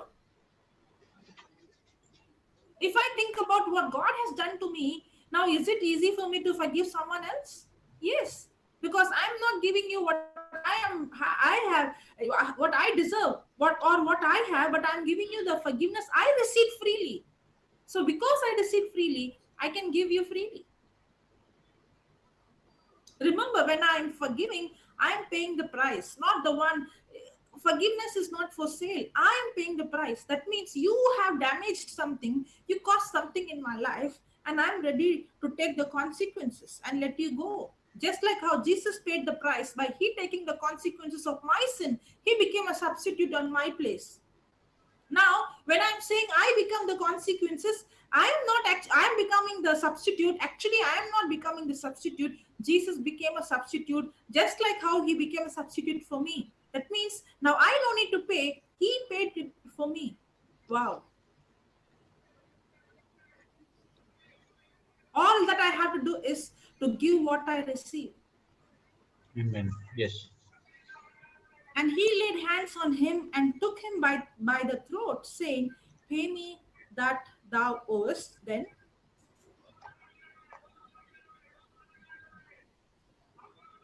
and his fellow servant fell down at his feet and besought him, saying, Have patience with me, and I will pay thee all. When a person does something wrong to us, they may not physically asking for help, but a spiritual person can discern the very person who is hurting you is himself or herself is hurt, and that person's spirit is crying out for love. Do we know that? Just What? like how we were we were in sin, in shame, and we need help. In the same way, the one, for example, when we see a person is abusing somebody physically, the one who's been abused is always thinking, I'm abused, I'm abused, I'm abused. But the moment I realize that the person who is abusing is broken, has not really experienced God's love, he's demonized, he's demonically possessed, and the person who's abusing also needs love and deliverance, and the person who's causing that hurt himself needs healing. The person is hurting you because the person himself or herself is hurt. Now Yes. that's exactly what Jesus did on the cross. What did Jesus do on the cross? When the person, when they were casting lot on his clothes, and when he was naked and they were doing all wrong things, now what was Jesus doing? He was praying for them. Why was he praying? Because he saw that they were so possessed by the evil spirit that they are going to end up in hell, and they need love, they need forgiveness. That's why he was praying for forgiveness. And that's exactly what happens when I'm selfish. I'm only thinking about how can he do this to me. But when I understand what Jesus has done for me, now I do not see from my point of view, but I see from Christ's point of view that this person who's doing this to me needs God's love. This person is doing to me is a very proof that person is longing for love, that person is longing for deliverance, that person is longing for freedom, and only Christ can offer this to that person, and I am the instrument to express Jesus, to reflect Jesus to this person.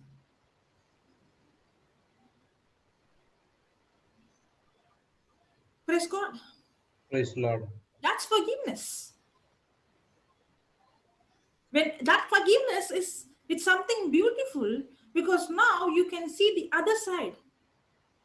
Earlier, the unforgiveness is selfishness, is self-focused. It's only going to think about, hey, you have to pay back what I owe, what you owe to me. And that's exactly what he is doing. That fellow servant fell down at his feet. Now the king had compassion towards him. Correct? The king was seeing his children. He was seeing his wife. He had compassion. He was thinking about him. He saw that he's a man who's helpless, who needs help. But what about him? The same person who received compassion. He's not thinking about the other person who needs help, but he's thinking about what I lost. I don't care what about you. Many times, depression is nothing but selfishness. It is selfishness.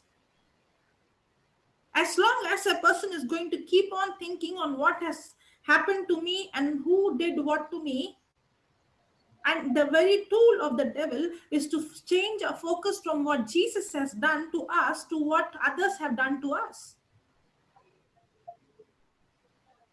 He wants to change our focus from God and from others to us. But when I receive the word of God teaches me to change my focus from me to God and others. What God has done to me and how others need the same help I need.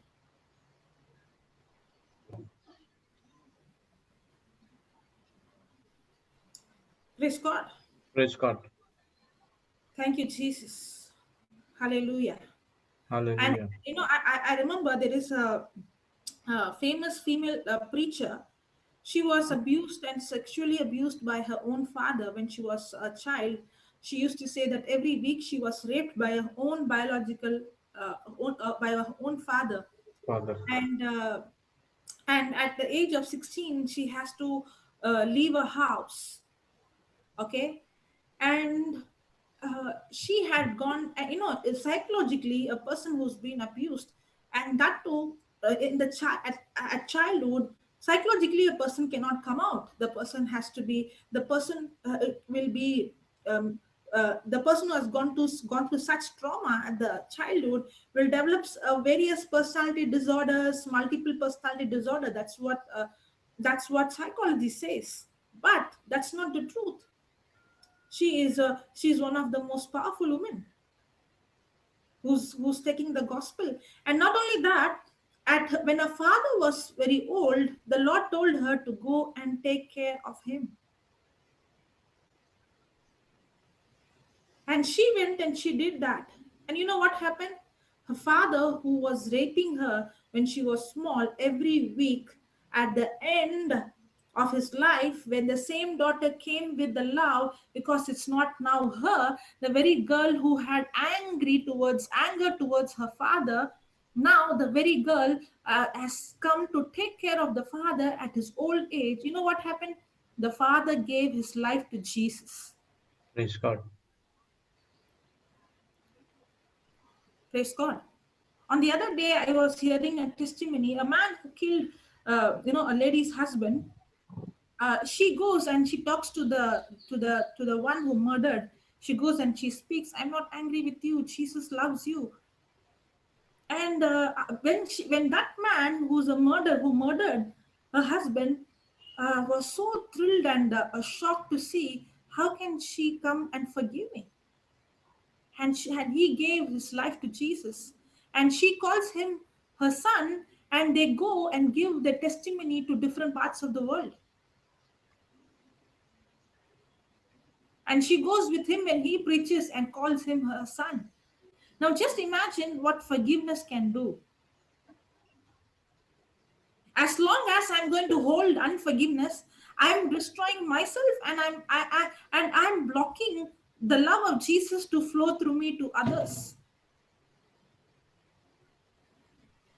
When I realize the person who is hurting me, or a person who has done something that is so cruel, or something that I cannot forgive, that I cannot forget, as long as I'm going to think that person has done this to me, I'm going to live in hurt and in brokenness. But the moment I shift my focus from me to that other person needs love, then starts the healing.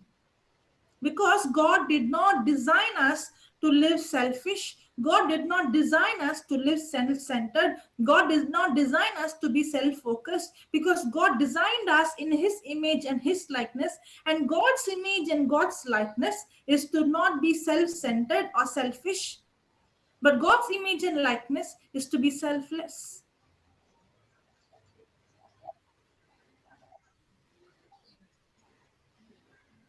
God's image is to be selfless and to be others-centered and others-focused. As long as I'm others-focused, there is no way that I can live broken. There is no way I can be in depression. There is no way that I can live in hurt. Because I'm hurt itself is an indication I'm selfish and I'm self-centered. The biggest healing is to walk out and to reach out.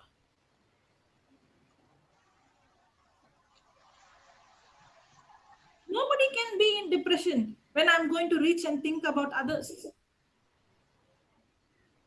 And that's the tool of the enemy, to be consumed all about me.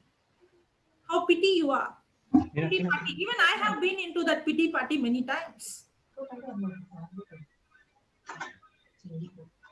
Praise God. And it would be soothing to sit and cry and feel, how sad I am, how sorry I am, how I am, how people had treated me. And to go and share others what had happened to me, how victimized I am. But that's demonic. And his fellow servant fell down at his feet and bestowed him, saying, Have patience with me. I will pay thee all. Then, and he would not, but went out and cast him into prison till he should pay the debt. Did he forgive him No. or did he demand it? Demanded. Praise God. Then, so when his fellow servants saw what was done, they were very sorry. They were very. Sorry. So when I'm walking in unforgiveness, is it something that I don't realize? But sometimes people outside realize, especially the Christians, they would say, hey, they are Christians and they behave like this. Yes. Just like how Mahatma Gandhi said. They were very sorry and came and told unto their Lord all that was done. Then,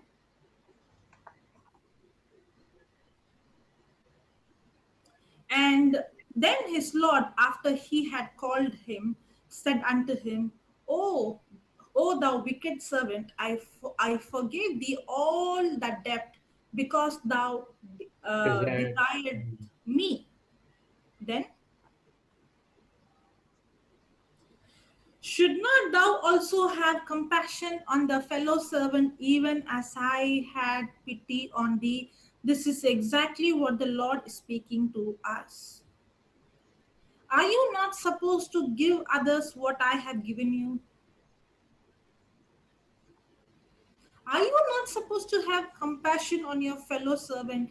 No matter what is the abuse, it's only 100 pence compared to what I have done to you.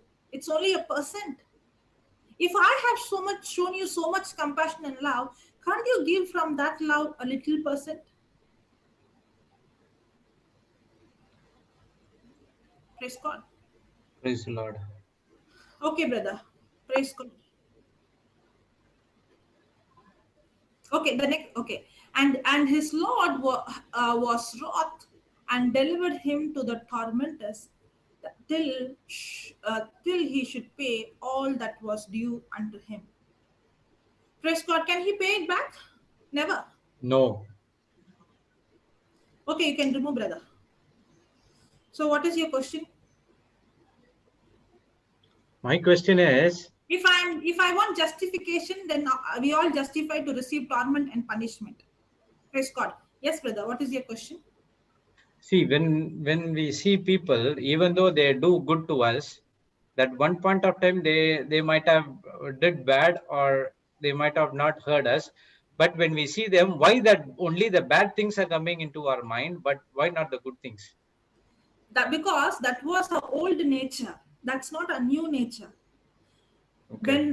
When Adam committed sin, that very moment. Now remember, we saw yesterday. Words are not words. Words are Spiritual. spirits. Correct. Now, when Adam received words, that is connecting to the word of God. Now, when he received words, he opened the door for the enemy. Correct. Now, what happened is a man became a slave to the devil, and now now there is corruption in him. There is sin in him, and all that we see is the fallen nature of man. Okay. To be selfish is the fallen nature of man. To ponder on the bad things is the fallen nature of man. To think about the problems and what the bad things others did is a fallen nature. It's not Christ's nature. It is because we were fallen and we made the devil the master. But we are not created like that. That's why our body gets sickness, because our body is not created to be selfish. Our body is not created to be self-centered. Our body is not created to have unforgiveness. That's why when we have something that we are not, for example, when you buy a mobile, there are instructions. I should not put it in extreme heat, or I should not throw it in water. Correct? There are instruction, caution. If I go Yes. and throw it in water, it is going to cause damage. In the same way, this brain and this body is designed for what? For love. Because God is love. Love. And we are created by love. God is love. And we are created by love. And we are created in the image and likeness of love. Means we are created to love, to receive love, and to give love. Yes. But the destruction came. What to say? The problem entered. I don't know what correct word I can use. The destruction entered, or the disorder entered when sin entered. Selfishness only came when man opened the door for the enemy, and when he made the devil the master, his God, and that's why the Bible calls the devil as the God of this earth. Now, man was made the God of this earth. Man is not God, but God gave him. He was like God in this earth. There are many scriptures that tells about it. Even in the white book, the first page, the scripture says about it. We are gods, and God has made us like him. In Psalm 115 verse 16 says that the heavens belongs to God, but the earth he gave to man, but man gave away the dominion to the enemy, and man became a slave to the enemy. And now the evil spirit started to take control over man. And the nature of sin is to be self-focused and self-centered. Remember, Paul speaks in Romans 7, I don't want to do, but I end up doing, because there is another member called sin in me, and sin is a person. Remember that? Yes. That's exactly why we focus on the bad things. But the good news is, when I am born again, I become a brand new person in my spirit now, but not my whole person is restored. Only one part of myself is restored, but the main part, because I am a spirit. The spirit of the spirit part of me, the spirit that is me, I am completely restored in my spirit. In my spirit, there is no selfishness, there is no self-centeredness, there is no, I am just like Christ. But the problem is in my mind, in my soul. See, in my soul is my thinking, in my soul is my choosing, in my soul is my feeling. The emotion part is in my soul. But in my spirit, I'm just like Christ. I'm not selfish. I'm not self-centered. I'm not self-focused. But the problem is, because my mind is not renewed, I still live like the old sinner who's selfish, who's self-centered, who's self-focused. Are you understanding? So the problem is with my unrenewed mind, because my unrenewed mind is still having the old type of thinking before I was born again. So we are seeing that person from the unrenewed mind. When I am behaving like that, I have not put on that's why the Bible says, put on the new man. And that can happen only by constantly renewing my mind. Now, what is renewing my mind? Renewing my mind means, the first thing is I should know who I am. I should know my identity in Christ. If I do not know who I am, then I'm going to believe the lie. I'm going to speak the lie. I'm going to think I am a sinner. I'm a this. I'm a that. I would label myself with so many things. When a person knows the person's identity, the devil loses his battle. Okay, somebody is asking a question. 1 minute. It's spirit, which is God, soul, thinking, emotion, feeling, and then comes body. Please reconfirm. Thank you. Okay, sister, What is somebody the can, question? no, she wants to understand spirit, soul, Okay, and okay, body. okay, okay, okay. Okay, now there is a teaching on spirit, soul, and body. Okay, we can give you the link, or I can keep in touch with you. I can get your number later, I and I can get can the give link. you, I'll get the yeah, link. so that you can go and you can learn in detail about spirit, soul, and body. But I will give a gist of what I'm speaking now. Okay, now when God created us, God created us in His likeness and image, in this in our spirit. In fact, the Amplified tells that very clearly. It in Can you put that, sister?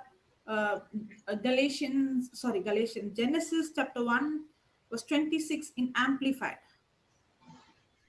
Okay, in our spirit. Now remember, the science, or in this world, they only talk about the body and the soul, Soul. the mind. I don't talk about spirit. They don't talk about the spirit. Now, they actually, science actually believes about the mind has power, and it actually talks about changing your thinking, and your mind has the power to change your body. Earlier science was different. Earlier science was saying you are like this because of your biology or chemicals, but now slowly the science is turning into all those concepts like mindfulness and positive thinking and mind power. And slowly the Bible, the psychology world is picking up things from the Bible. Even then they only speak about the soul part and the body part. Okay, now in my soul is my choosing, my thinking, my feeling. Now I can touch your body, correct? I can touch your body, you can feel it. Can I touch your soul?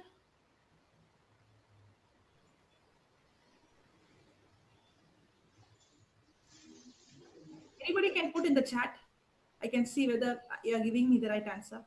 Can I touch your soul?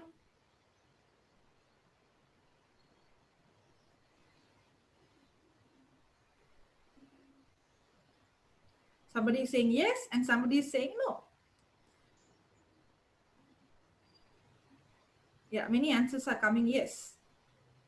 Okay, I can touch my soul with my words. I can touch your soul with my words. Now, when I'm speaking angrily, am I going to touch my soul with your words? Yes. When I'm going to say a comedy, are you going to laugh? Yes. Now, remember, every time, don't forget it, the words I receive determines my thoughts, my thinking. My thinking determines my feelings and my emotions. That means my emotions and my emotion, my soul part can be touched through words, because my soul is in the spiritual, and words are spirit. Now remember very well, the spirit world is the real world. And the spirit world is what is controlling the physical world. We only see things that are seen, but there are things that cannot be seen, that is real. Words are spirit. God is a spirit, and God is word, and words are spirit. Any word that I receive it contains substance, and it is a spirit. And I can touch somebody's soul through my words. Are you understanding? Now, my spirit is, now the psychology talks about the soul and it talks about the physical body, But the Bible talks about the spirit. We are three-part being. We are spirit, we have a soul, we live in a physical body. I repeat again, we don't have a spirit, we are spirit. There's a big difference. We don't have a spirit, we are spirit, we live, we possess a soul, and we live in the physical body. Now, God designed man in his likeness and image in his spirit. Now, man who has his feelings, he has his emotions, okay? He has his feelings, his emotion, his thinking, his choosing, his personality. All these things are in his soul.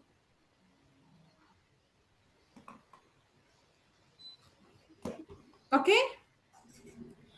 Now, the soul is connected to the five senses, what I see, hear, smell through my physical body. Now, God did not design my soul to take decision based on the senses, what the eyes is saying, what I hear, what I experience. No, the soul is designed to take orders from the spirit, because the spirit part is the real me. Because in the spirit is where I'm connected to God. So this soul is designed to take orders from here, not from here. Sister who asked me the question, are you understanding? Now, that means there is a sense called five senses, but there is another sense that is superior than the five senses. Now, this five senses is very limited, because this five senses has the ability only to see, hear, and understand things that can be seen. It's very limited. But the spirit sense is far more superior. My faith is in the spirit. My spirit sense is far superior, because in my spirit, I have the sense to see things. My spirit sense, my faith sense has this ability to see things and hear things and understand things that my human body cannot see, hear, and understand. Now, God created us as spirit being. We are spirit living in a physical body. We are created you are created in such a way that our spirits are supposed to have dominion over our physical, not only the physical body, over our emotion, over our situation, over our circumstance. We were created in the image and likeness of God, just like how God has authority and God has this power to control him and his situation. God gave us the dominion, the power to control. Our spirits are supposed to control our emotions, and based on those emotions, that is taken orders from the spirit, is how my action should be. The order is first the spirit, then the soul, then the body, and my spirit part of me is what is going to dominate my mind, and based on that will be my action. Now, what is happening around me is not going to influence me, but what is in me is going to influence what is around me, and that's how God designed us. This is the original design of God. Love created me in his image. I am love. I am designed to be connected. This part of the man is designed to be connected, to be addicted, to be completely joined one with God. And this spirit part of man is so superior that the soul has to get, the soul has to agree with the spirit and get orders and information from the spirit part, and based on that, this body has to act. That's how we were supposed to live in this world, and that's how Jesus lived in this world. And that's why when the storm came, he was not scared of the storm, because now he had the power. His soul mind was so connected to the spirit mind. Now he took control over the storm. That's why when Judas came to betray him, he did not allow that betrayal to break his heart, but rather he allowed the Spirit to take control so that he will not go away from God's destination, but go towards the purpose that he was in this earth. That's the original plan. But what happened when sin came? Then death came into man. Man got disconnected from God in the Spirit. Now, instead of getting orders from the Spirit, now the soul part becoming the governing part, the ruling part, and that's not how God created us. Our soul part is not supposed to rule us. And now this soul, this emotions, this thinking, this decision is all based on the information I get from what I see, what I experience, what I was going through, what people done to me, what I have heard, the information I have learned. Now all those, I have become a victim of all those things that is happening outside me. My mother did this to me. My father did this to me. My spouse did this to me. My neighbor did this to me. And based on all those things has happened here, is if affecting here, and based on my senses, my mind is taking decision, and my mind, my soul is broken. And my soul is rejected. Now remember, my body has no direct connection to the Spirit, but the body has direct connection to the soul.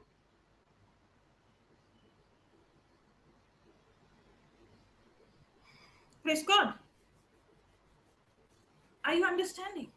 But now the good news is the ministry of reconciliation, that Jesus paid the price for our sin, and he took our death. Because he took our death. Now the word reconciliation means friendship restored, means again now in my spirit I am restored with God again. Once again I am connected with God. I have become one with Christ in my spirit. But in my soul I still have the old thinking. Now remember, my body is not connected to my spirit. My body is direct, it doesn't have direct access to the Spirit. Now my soul has access. So once it is connected, then the power in the Spirit flows into my body. So even though I'm born again, I am new creature. I have the nature of God. Now this nature that is in me is not to live selfish. The nature in my spirit is not to live self-centered. Now the problem is with my unrenewed mind, my brokenness, because in my soul is my emotion, in my soul is my feeling, in my soul is my personality. You know what does the devil do? The devil, now remember, in my spirit, I have become a completely brand new person. In my spirit, I have the love of God, the unconditional love. In my spirit, I have the nature of God. I'm not selfish, but the devil will come and convince me based on who I am in my mind. The first problem is the problem not identifying who I am. And the devil would come and tell me, you are so and so, based on my behavior. My behavior is based on my emotions and my feelings. You know what is renewing my mind? Renewing my mind is where I take the word of God, and through my senses, through my eyes, through my ears, I start studying the word, and I start changing my thinking. I am not what I see my action is. I am what the Bible says. Now, I cannot see who am I in my spirit, but I can see who am I in my spirit through the written word of God. That's why the Bible is called the mirror. Yes, sister. Soul and mind is the same. In my soul is my mind, is my thinking, is my choosing, is my feeling. Praise God. Thank you, Jesus. Hallelujah. That's why the Bible says, how a man thinks in his heart, so is he. How? That's why the Bible says in Romans, to be carnally minded is equals to death, and to be spiritually minded is life and peace.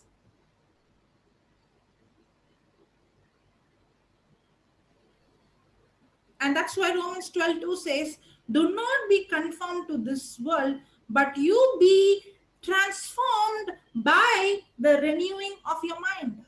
The real transformation takes place only when I start to renew my mind, change the way I think.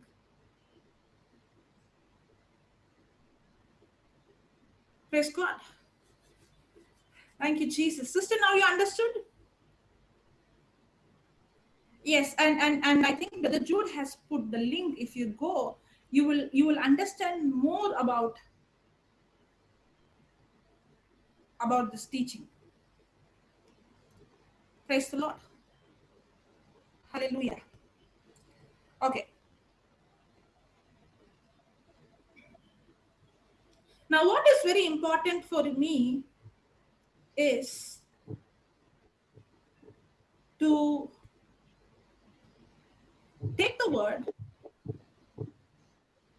and to focus and to renew my mind, knowing that, we saw on that day, the one of the main tool of the devil is to convince me that I cannot change my circumstance, to convince me that I cannot change my personality, convince me that I cannot change my weakness. my weakness.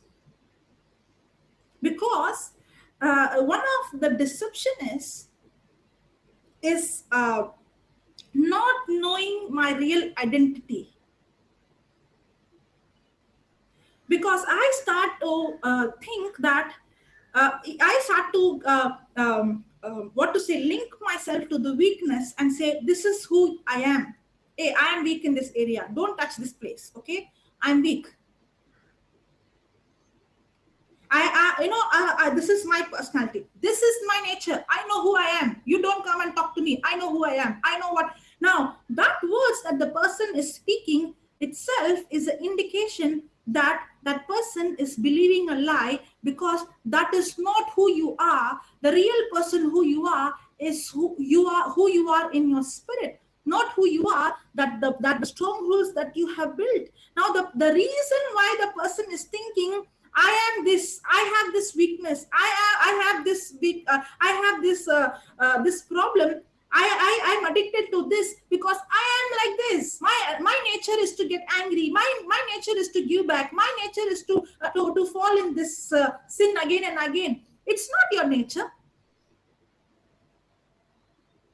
It's not who I am. The first thing that a person has to do is to be honest. The first thing is to be honest. The honesty is, I have a problem. Okay, and I have an issue. I am wrong. The problem comes when I think the problem is with the other person. My husband has to change. My spouse has to change. My mother has to change. My children have to change. As long as I think the problem is somebody else around me, and when I say I am behaving like this because I'm deprived of love from my parents, I'm behaving like this because I'm deprived with respect from my spouse, I am behaving like this because I am deprived with so and so things, that's a lie. I am behaving like this is because I am responsible for who I am, and that's exactly what Deuteronomy 19 verse 30 says, that God has, he has put life and death, and he has given me the freedom to choose. 3019. 3019. Unmute him. 30. Okay. 3019. What did I say? 1930. 1930. Okay. 3019. Can you put that? One second.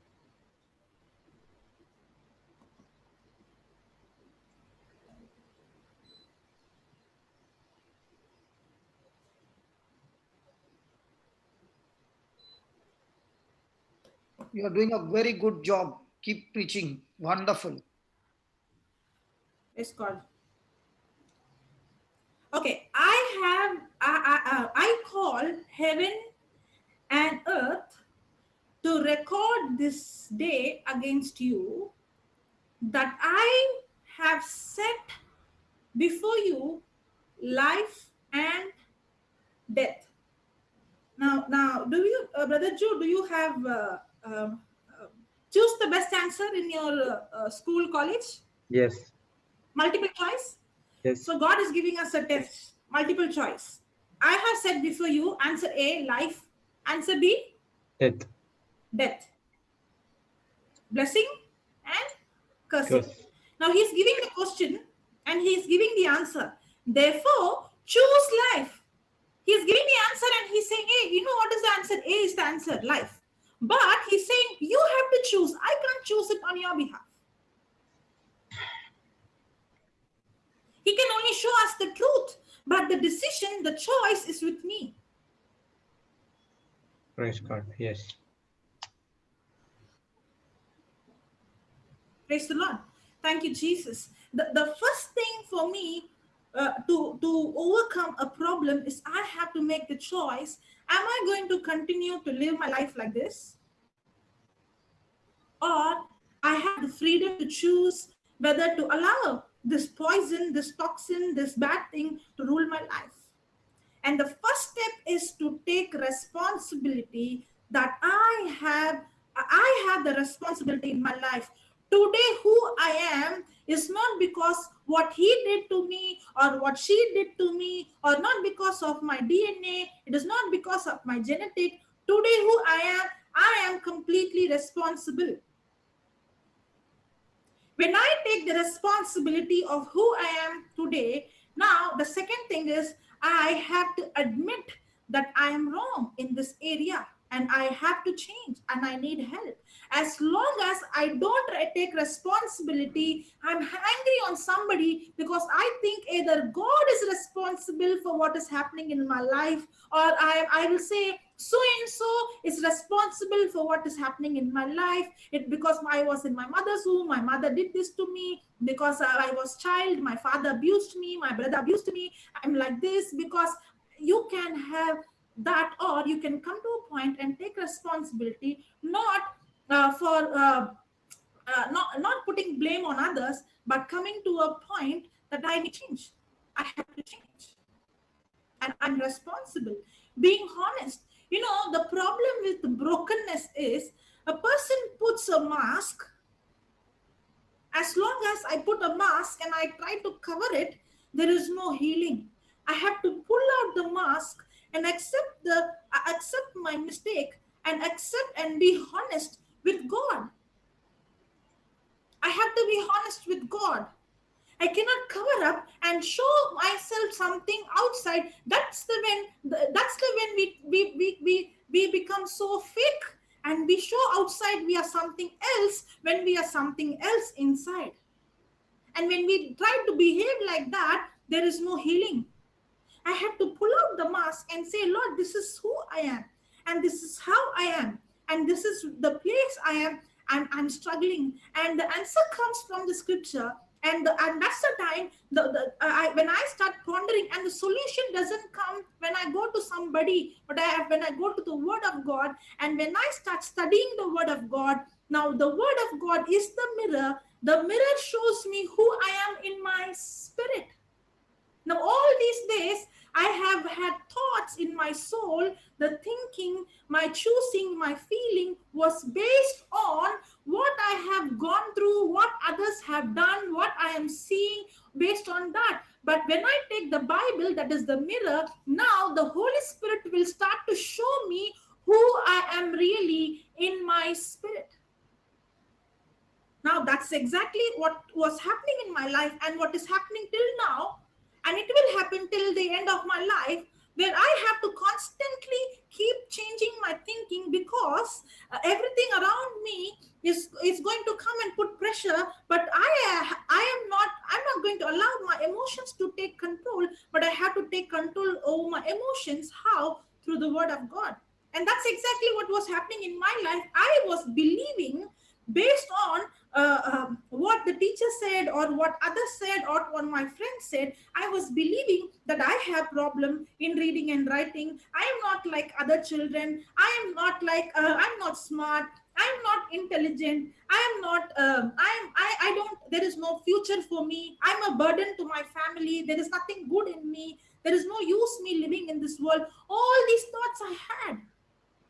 But when I started, now all these thoughts were not like all these thoughts were based on what I saw, what I experienced, the marks I got, what the teacher said, the way I performed, the way people treated me. All those things built up the identity, a false identity based on the situation, based on what I was going through.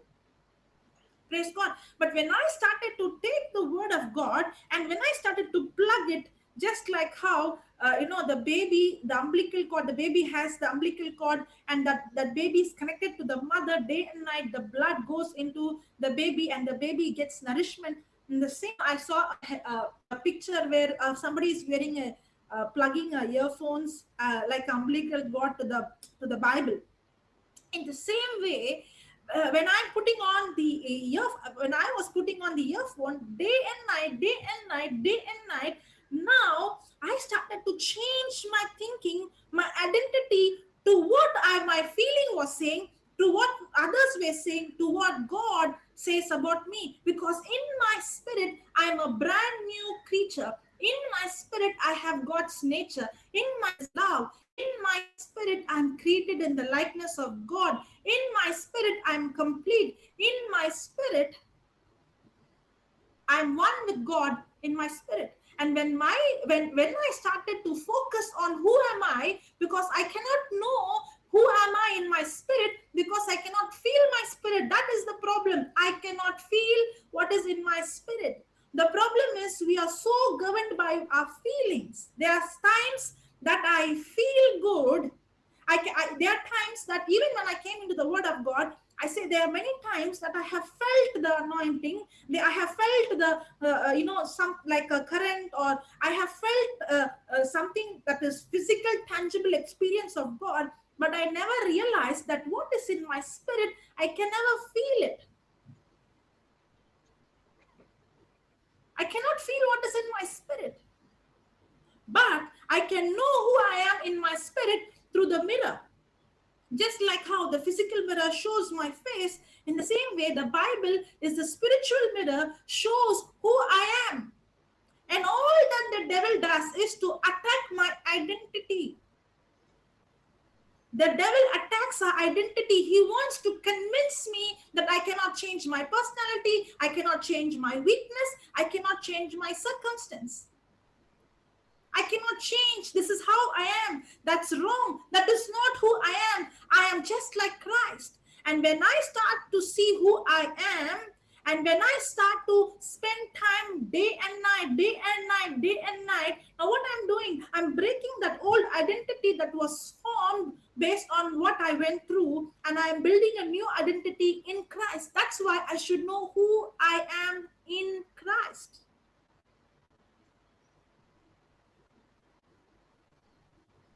When I know who I am in Christ, the devil can never deceive a person who knows who he or she is. If I'm struggling in an area, means in that area, I have not realized who I am. I remember reading a testimony of a person long back. I don't remember fully, but I can remember the content. This girl who is coming from a non-Christian background, okay, and she comes from, I don't know, Hinduism or Buddhism. And when she accepts Jesus Christ, earlier, she had many demonic problems. And when she received Jesus, she had this kind of deliverance, and she was manifesting.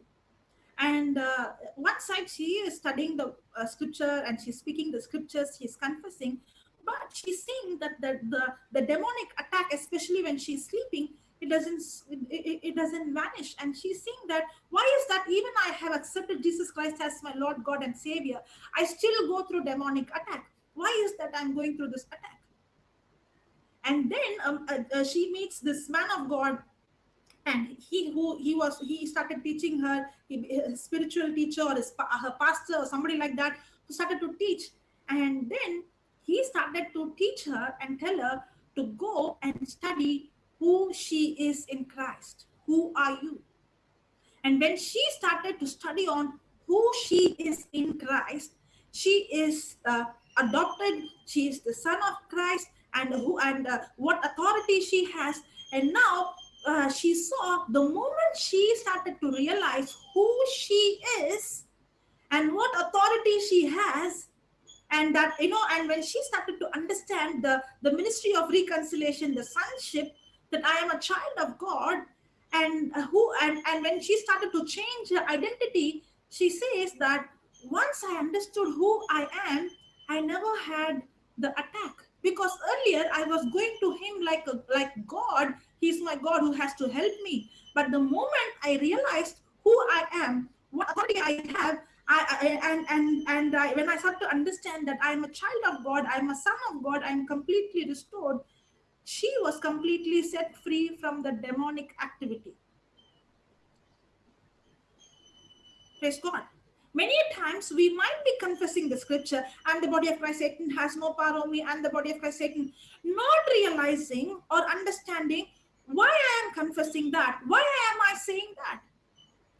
Many times we think, if I confess, I'll be set free. No, it is not because you're confessing you're set free. You're already set free. But when I realize who I am, now I know that I have complete authority over my situation. I have complete authority over my emotion. I have complete authority over my feeling. I have complete authority over the demons. Now I walk in this planet Earth just like how Jesus was walking with complete authority.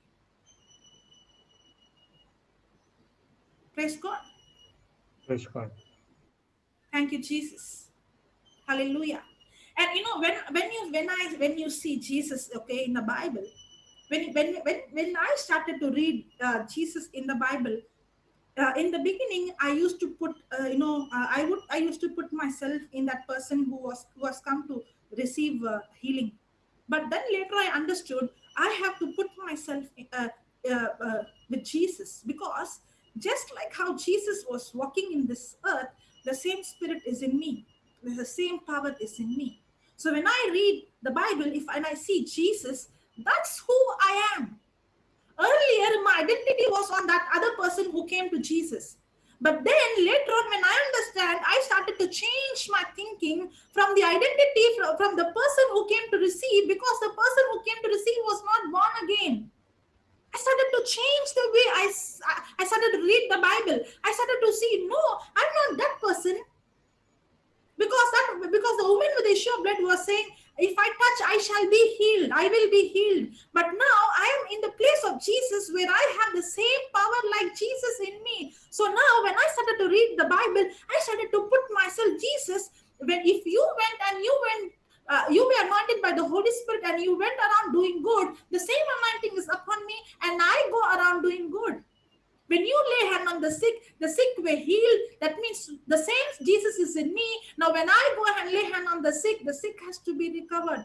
When Jesus was living in this earth, he was betrayed, he was rejected, he went through all kind of emotional attacks, but yet he did not allow his emotions to make the decision, but rather he was so connected with the Father that he allowed his spirit to not to allow the emotions to move him away from the purpose that God had for him, and the purpose that he was in this earth to go to the cross. And his emotions were completely contradicting to the call and the purpose that the Father had for him. But he did not allow his emotions to lead him away from God's purpose. In the same way, I have the same spirit in me. No matter what kind of betrayal I go through, no matter what kind of cheating or what kind of abuse I go through, I am not supposed to allow those emotions to lead me in a certain direction, but I have to allow the Word of God, the Spirit of God, I have the perfect authority. Just like Jesus, I have authority to lead my direction towards what God has called me to do. Just like how Jesus was pushing forward, regardless of what he was going through, I'm supposed to push forward towards what God has called me to, not based on what I go through or the feelings or emotion. I am not supposed to allow my emotions to dictate my life. Rather, I have to allow the word of God to dictate my life, because in my spirit, I'm a brand new person. Amen. Praise God. Amen. Praise God. Thank you, Jesus. Hallelujah. Praise the Lord. Okay.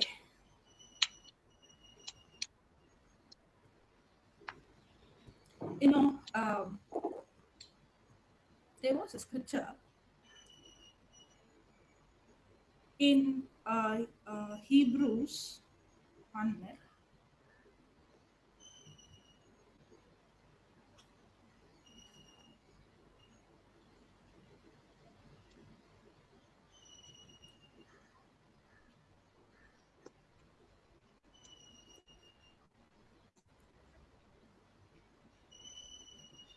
Okay. I don't know where that was.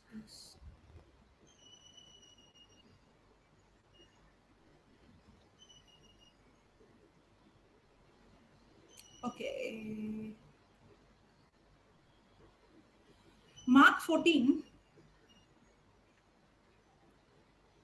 Mark 14. Put in AMPC. AMPC. Okay. Mark 14, 33 to 35.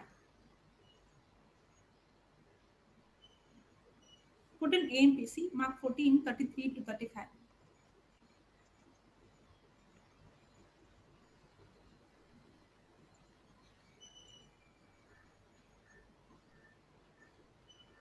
And it took him, Peter and James and John, and began to struck with the terror and amazement, and deeply troubled and depressed. Now it's talking about Jesus. Yes. And Jesus took with him Peter, James, and John, and began to struck with terror and amazement, deeply troubled. and deeply troubled and depressed. Now he took our depression. He became a substitute for us. Okay. And he said to them, my soul is extremely sad, overwhelmed with grief, so that it almost kills me. Remain here and keep awake and be watching. And going a little further, he fell on the ground and kept praying that if it were possible, that fatal hour might pass from him. Him. Now, this scripture says the emotions and the feelings of Jesus was completely contradicting to what he was called to do. He was completely, Jesus, we always see the physical sickness that Jesus took on our place. But Jesus went through all kind of depression, anxiety, panic. He became a substitute on our place.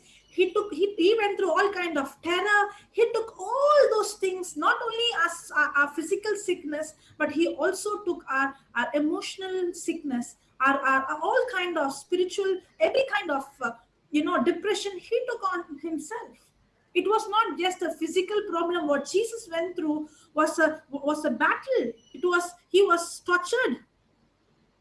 But yet, he did not allow all those demonic attacks to change his course, to change his calling. He moved forward. He pressed forward in the direction that the Father called him to fulfill the purpose, to go on the cross and to die for you and me.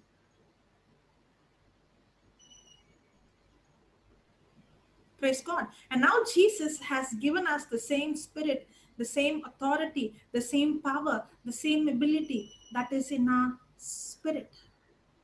As long as I don't renew my mind, I'm going to be ruled by my emotions, my feelings, all those things that I'm going through.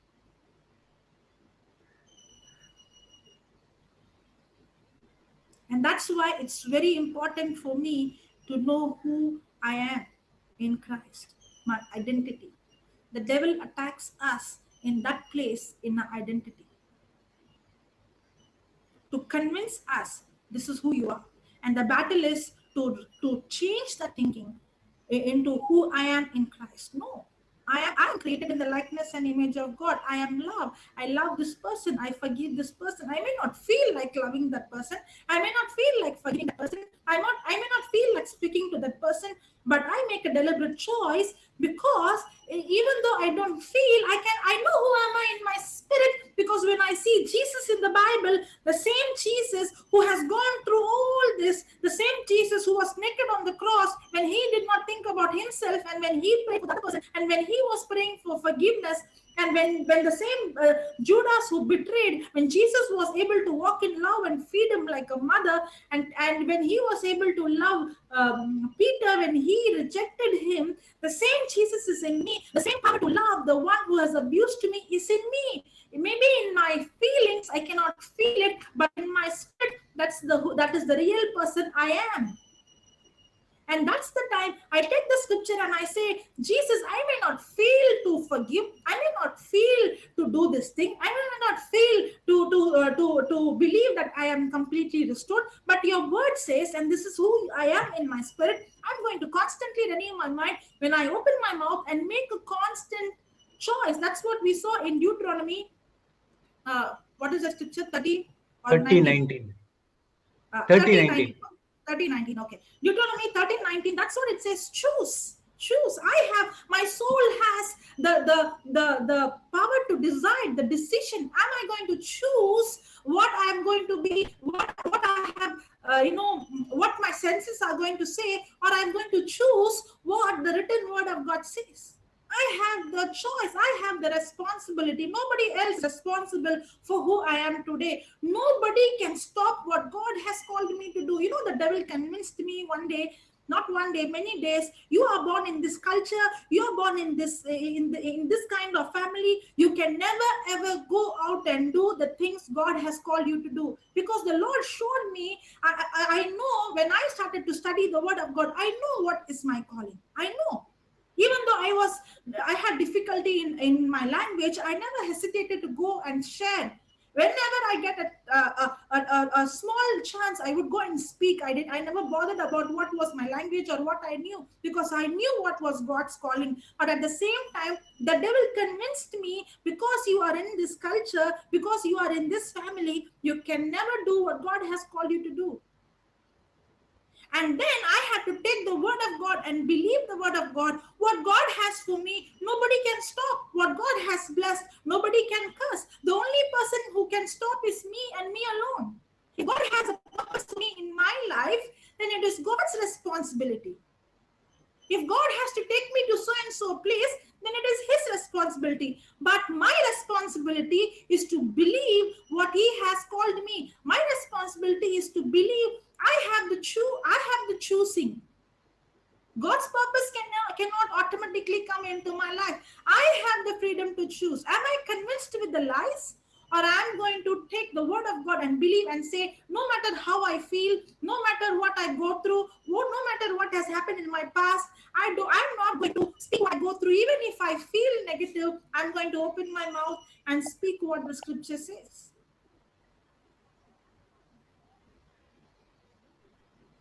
Praise God. And that's the time I started to tell in my house, I started to tell my sister, I started to tell my parents, I'll be going. I will go and preach to the ends of the earth. But I had the wrong way of rebelling and going out. But that's not, God doesn't want me to cut off and have anger with my parents and rebel against them and fight with them. No, that's not how God's ways are different. We have learned and picked up things from this world. Papa had to teach me, no, that's not how it works. I have to stay and I have to learn to obey. I have to learn to change my thinking. I have to learn, I learned yesterday, I learned the scripture, brother. It was so nice. We already know the scripture from 1 Corinthians chapter 13, but I read the scripture in amplified version. Okay. 1 Corinthians 13, 4-7, not amplified, message translation. 1 Corinthians 13, 4 to 7, message translation. Can you put that? Yeah, 1 second. We know this. We have read this about love in KJV, but yesterday I saw this in message translation. If I give everything Can I you put in own, the chat? Yeah, you can read it. Yes, brother. But put in the chat and read. Please repeat the verse. 4 to 7. 1 Corinthians 13, 4 to 7. Thank you. Message translation. It will not come 4, it will come from 3. Okay, read from 3. If I give everything I own to the poor and even go to the stake to be burned as a martyr, but I don't love, I have gotten nowhere. So no matter what I say, what I believe, and what I do, I'm bankrupt without love. Love never gives up. Love cares more for others than for self. Love Love cares more more for others than for self. others than for self. Self. Love never gives up. Love cares More more for for others others than than for self. self. Now, who's this love? This love is God, Jesus. Jesus. Correct? So, Yes. Jesus cares for others more than for himself. Now, where is this Jesus? Jesus is in me. Now, what is my nature? My nature is not what is my behavior or what is my emotion. My nature is the nature of Christ. And what is my nature? My nature is to care for others more than I care for me. Then Love doesn't want what it doesn't have. love doesn't want what it doesn't have. Then Love doesn't strut. okay, then Doesn't have swelled head. love doesn't force itself on others.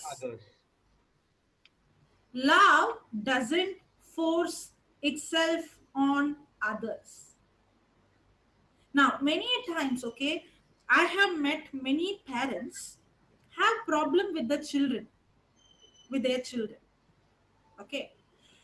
Now, one of the biggest problem between in parenting children is especially the mother, the father also, especially the mother, because most of the time in most of the places the mother spends more time with the children.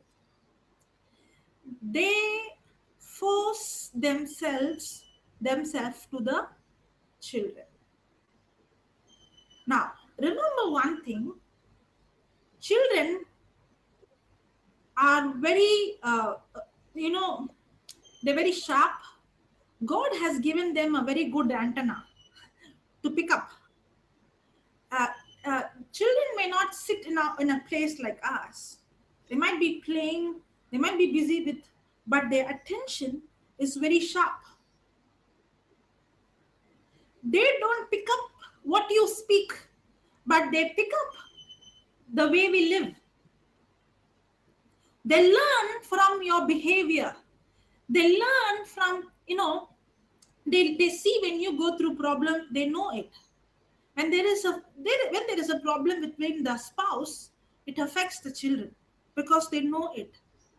When you go through an issue, they know it. And when you go through issue and when you are overcoming the issue with the word of God, they also learn it. Because by default, everybody is going to have problem. I'm not saying that you should have a life without any problem, any crisis. No, there is going to be misunderstanding. There is going to be crisis. There is going to be problem. But your children learn from you when you face a problem, how you handle your problem. And when you use the word of God and when you overcome that struggle, actually you are giving hope to your children. They're actually learning from you. This is how I have to handle. They are not going to listen what you are going to speak, but they are going to observe your life. That's where parenting becomes very, very difficult, because they have not controlled their emotion, but they wanted the children to do things that they can't do. They're trying to push something on the children. I am not like this, at least you be like this. You don't make the mistake I have made. No, teach them that how you overcome the mistake by your lifestyle. That is how I teach my children to overcome their mistake, not by telling them don't do what I do. No, show them that you are weak in an area and how you overcome through the word of God. You don't need to teach them. When you live a lifestyle overcoming your problem with the word of God, that lifestyle will actually impact your children. If I would say, most of the children who have problems, they have habits, or they have extremely antisocial behavior. Antisocial behavior is where a child would go and use a gun or a knife, or into behaviors that is really aggressive or toxic. It is because mostly, if you would go and see, the problem would be, one of the reason is the peer pressure and all those things. One of the main reason is the issues that goes in a family that they pick up. You can force yourself. Don't force. Love doesn't forces itself on the others. Love will never force itself on the others, because love is always one-sided. But love will always lead a person. I'm a leader to lead others who are with me.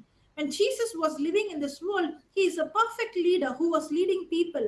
He was leading them, but not forcing them. He was not controlling them. He was not dominating them. That's not how we are created. Praise God. Love doesn't force itself on others. It isn't always me first. Love is not always me first. On the opposite, pride is always me first. I.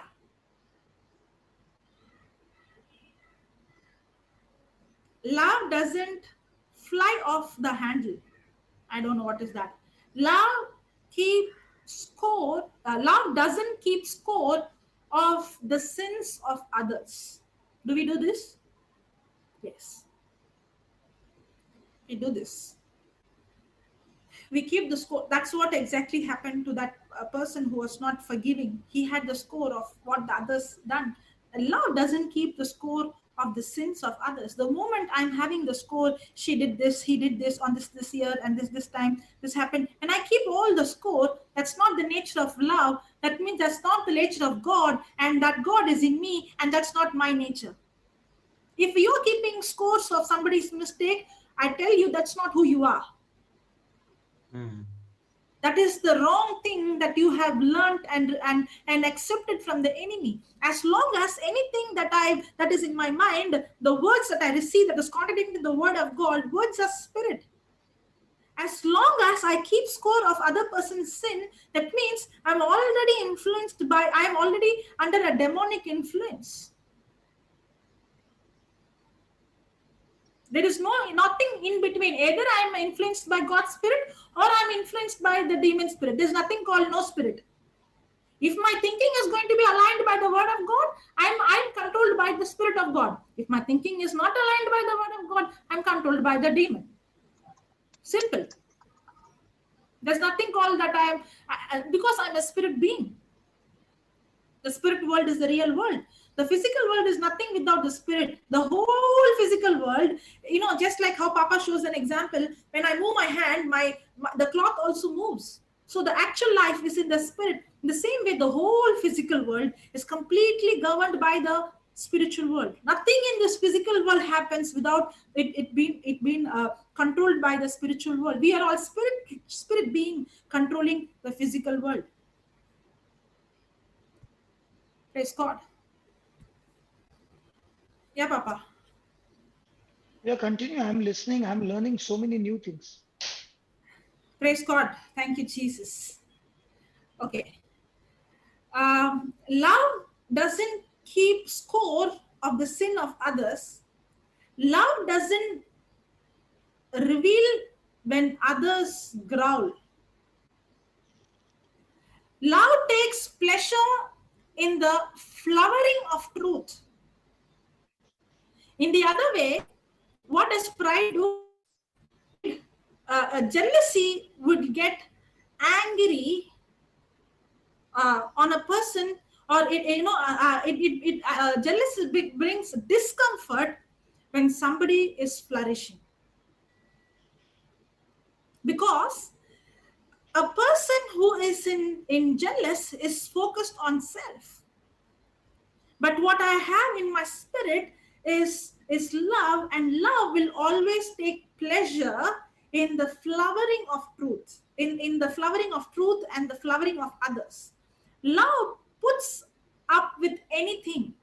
Praise God. Love puts up with anything. That's why Jesus was able to live with anyone. He did not discriminate. You are high, you are low. That's why Paul and Silas were able to rejoice even when they were in the prison. Because a person who's walking in love is not going to allow the things that is happening outside to control inside, but a person who's walking in love is going to impact the outside based on what is inside. And that's the nature of love, because love has complete dominion and authority. Love has authority not over others. That's what we saw. Love doesn't force on others, but love has authority over the emotion, and love has authority over the circumstance. Love has authority over the situation, but love doesn't have authority on a person. Love doesn't force others, but love puts up with anything, because love will never allow anything that is happening around to impact the inside, but the love will always impact the outside of what is inside. Love trusts always. Love always looks for the best. Means the love will always look the best thing in others.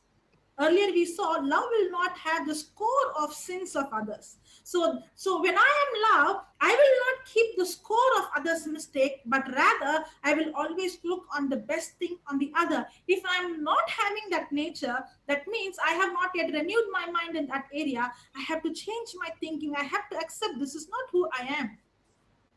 Because I'm not supposed to have, God is love, and the love is in me, and I'm not supposed to have the score of the evil of others, but I have to always look on the best things, because no matter who the person is, the person always has the best side and the good side of the person.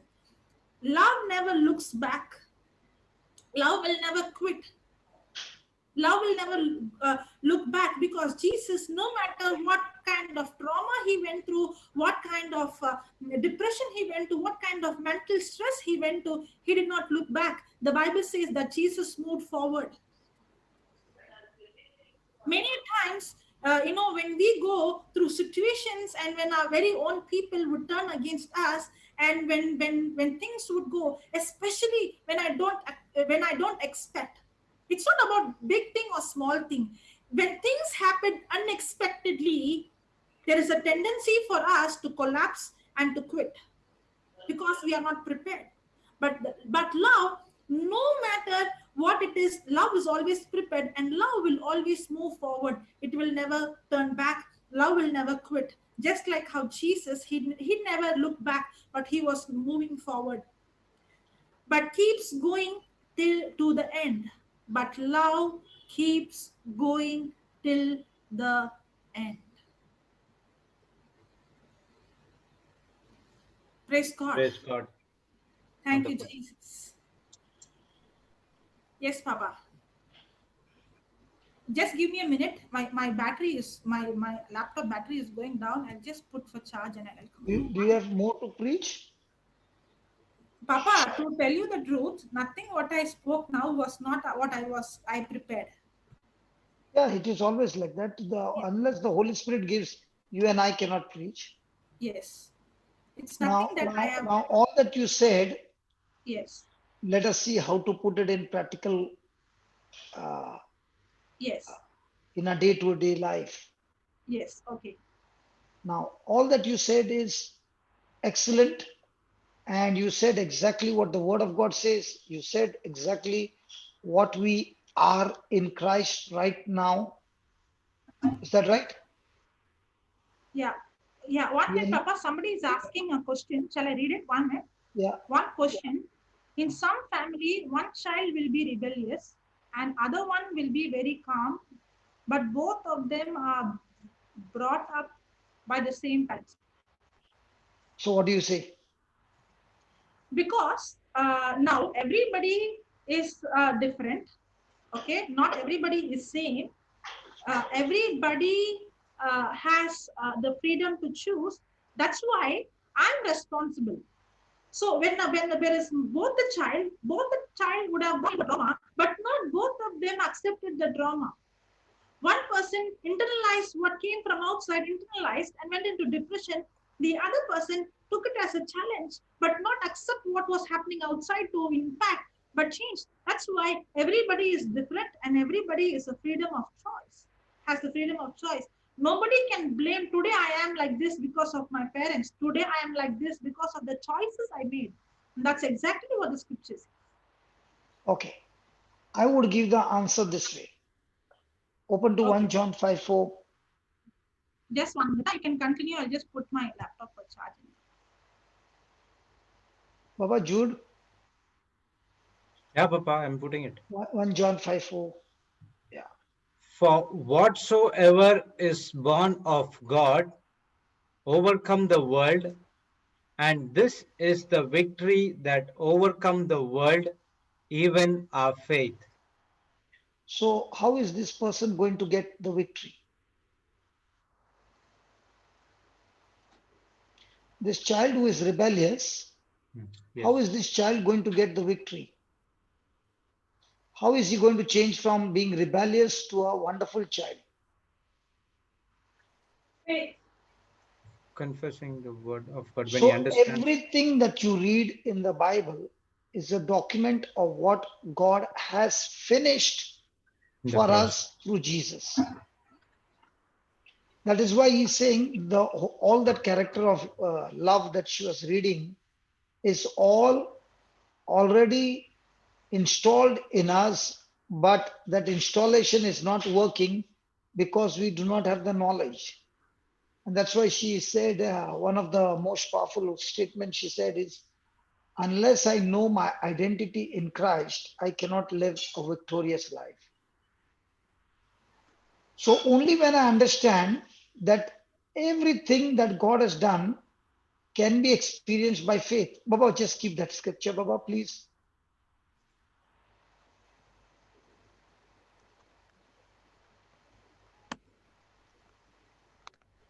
Now, even though there are two children, both brought up by the same parents. One is okay, the other one is rebellious. I can tell you my own life. I was a rebel at home. How long did I remain a rebel? As long as I thought my knowledge was right. Till I broke down, and when I was on my journey to death and the gospel was preached, for the first time, I lifted my head to listen to what is being taught. The change of thinking that I did is when the faith began to grow. The moment I made that choice, that's what I'm saying. It's not a life of chance, the choice. The day I made this choice that I don't want to go in that journey, I want to take a U turn. And the power to take a U turn is the Word of God. Yes. That's when I realized that through the scriptures, that I am designed to be an overcomer. Means I'm designed to be an overcomer means I got a piece of iron or I've got a one stone and I've got a big piece of wood. I throw them both into the water. The wood will never sink. Why? Because it's nature. And what about Yeah. the stone? It will go down. In the same way, I was born from my mother's womb to live a defeated life, a selfish life, a self-centered life. But the day I got born again, I've been created by God to be an overcomer. So God has installed in me the love that I need to overcome this world. The world will say, you become a lion, you will be a king in this world. God says, you be a lamb and you will live like a king. The world says, you rule over everybody by force. The Lord says, you win over everybody by your love. Like a king. So both the systems are entirely different. And which one is going to give you the victory? Faith is going to give you victory. So even if the son is stubborn, even if the son is rebellious, our son is a murderer, he's a thief, he's a drunkard, he's a drug addict, you name it, everything. But the moment he comes to Jesus and accepts his life in Christ Jesus, and from now on, he only renews his mind to what the word of God says, he's walking in faith. And the best part is, in Mark 11:22, Jesus is talking about the faith of God. God. We all have been given the faith of God, and in the faith of God, you do not speak about your problems, about your mountains, about your weaknesses, about your identity, about what happened in your mother's womb. You don't speak any of those things. You straight away speak to those troubles and tell them to get out. Amen. Yes. So even if you are in hatred, even if you are in jealousy, even if you are in bitterness, even if you are in pride, you can tell that spirit of pride to leave you right now, and do not doubt in your heart, but believe what you said will come to pass. You shall have whatever you say. So am I walking in the faith of God, or am I walking in begging? So the love list which we just read, and you have got other symptoms, then you can speak to that symptoms by the faith of God to get out. And at the same time, speak to yourself all that you read from 1 Corinthians 13 from the translation of Message. Take those words, learn them by heart, take your name and say to yourself, this is who I am in Christ Jesus. This is the love that God has poured into my heart. And because of this love that is poured into my heart, I do not keep records of the. Just put that Message Bible chat. Let's do it practical. Come on, Jesse. Just put that from fourth scripture onwards,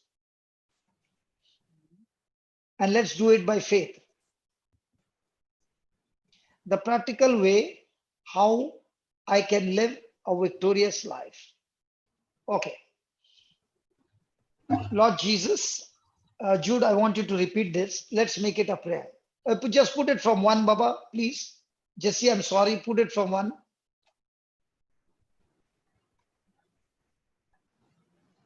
Okay. No, she's not put from one. From one point. She put now. Yeah, hang on. Yeah. Praise God. Thank you, Jesus. We'll make this prayer. This prayer will help everybody. What do you Sure. say? Yes. We learn things from the Lord, and Lord gives us everyday practical teachings.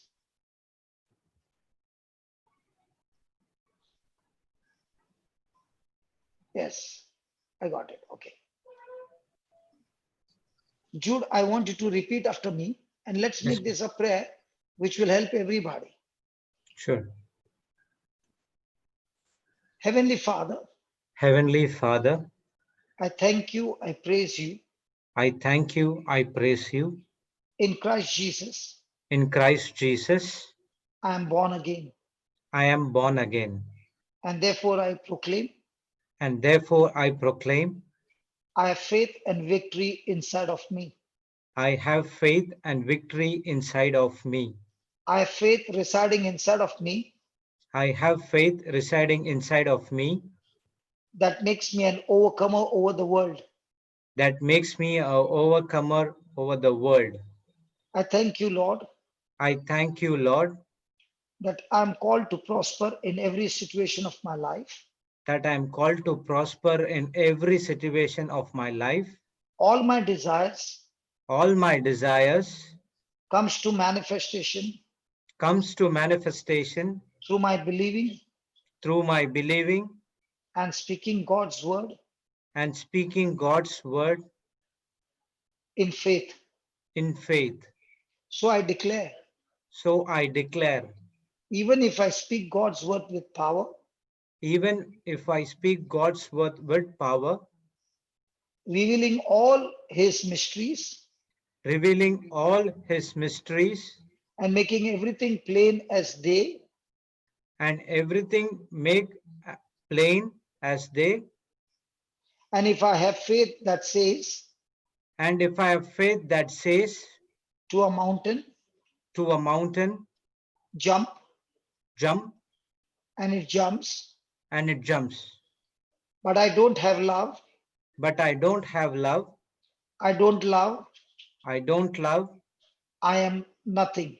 I am nothing. Lord Jesus, Lord Jesus, thank you for teaching me this truth thank you for teaching me this truth.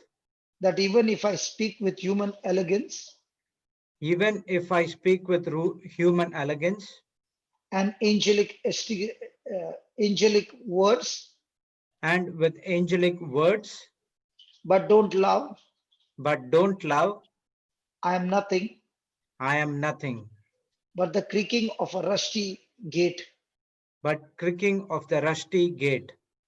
And even if I give everything And even if I give everything I own to the poor, I own to the poor, and even go to the stake to be burnt even I go to the stake to be burned as a martyr, as a martyr, and I don't love, and I don't love, I've gotten nowhere.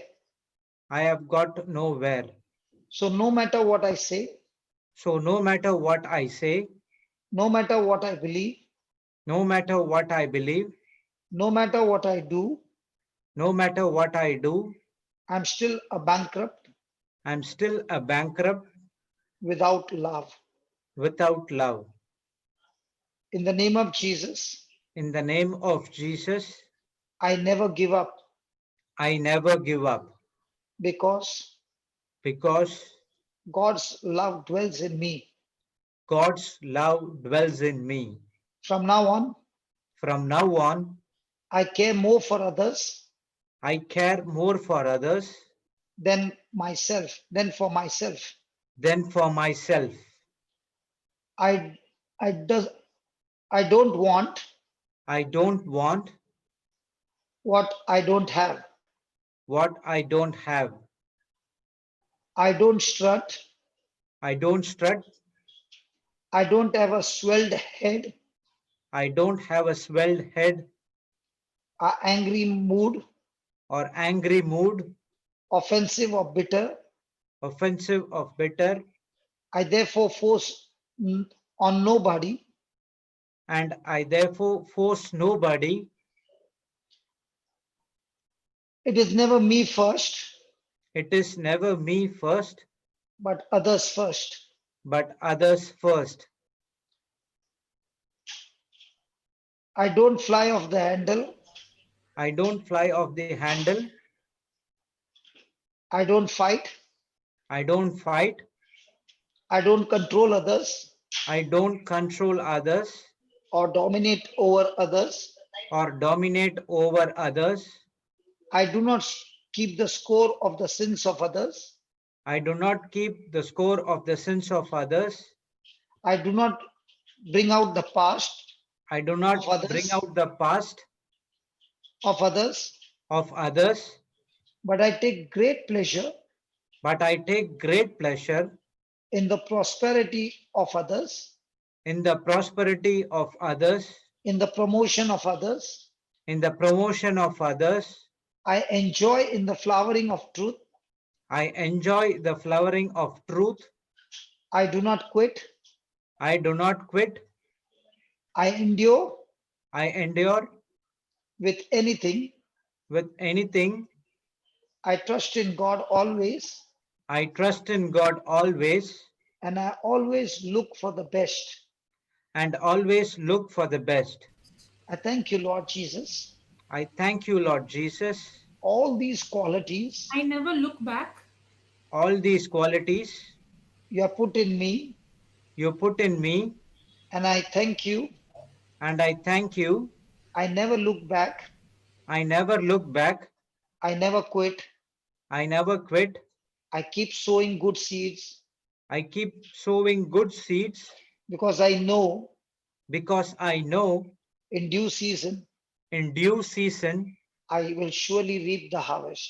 I will surely reap the harvest. I make this declaration I make this declaration with love. with love. I keep going to the end. I keep going to the end. I'm not a quitter. I'm not a quitter. I'm victorious. I'm victorious. I'm a conqueror. I am a conqueror. I'm a champion. I am a champion. I'm an overcomer. I am an overcomer.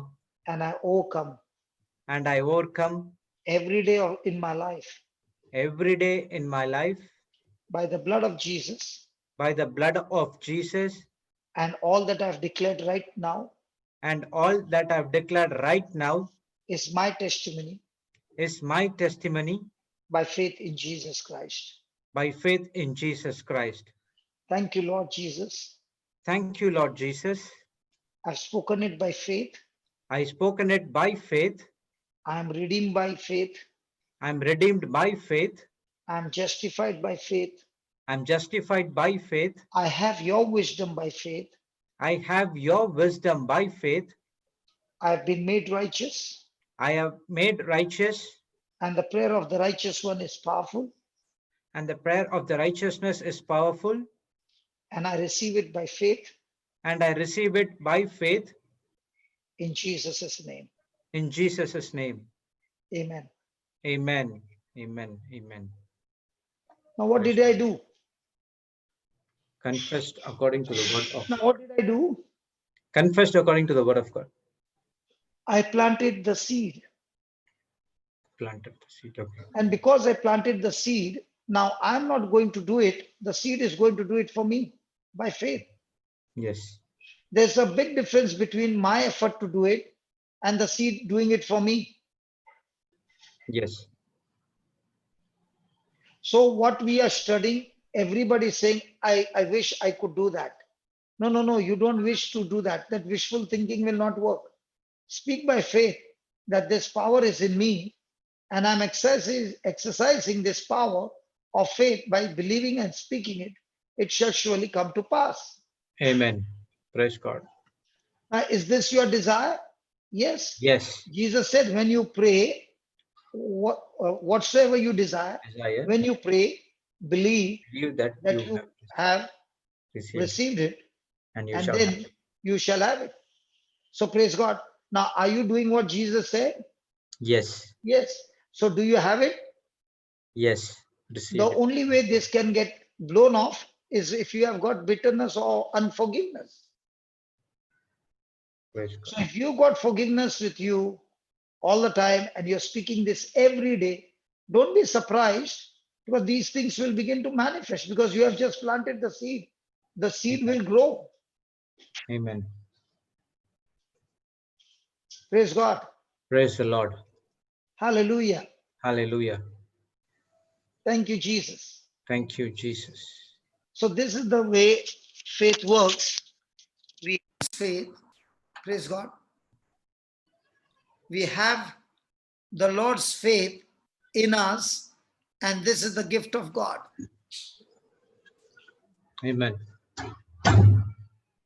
We have God's faith in us, and it is a gift of God. You don't sweat to grow your faith, but God has given to everybody the measure of faith.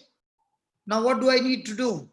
I need to go into the Bible, find the scriptures and keep speaking the scriptures by faith, with what faith you have, and believe that this, what you have planted the seed, is going to come back with harvest. Yes, amen. Praise God. It is the same faith which God created the heavens and the earth. He spoke the word by faith, and the Holy Ghost got it done. You are also Bring it. speaking by faith, and the Holy Ghost is getting you done. So this is the mountain moving, Faith. planet creating faith, The moving or planet. miracle creating faith, or healing created faith, or dead organs coming back alive faith, Amen. Amen. Amen. Praise God. turning a divorce into a wonderful anointed marriage. Praise God. Thank you, Jesus. Thank you, Jesus. And if somebody is saying, where did you get this from? I got it from Romans 12 verse 3. Can you go to Romans 12 verse 3? Yes.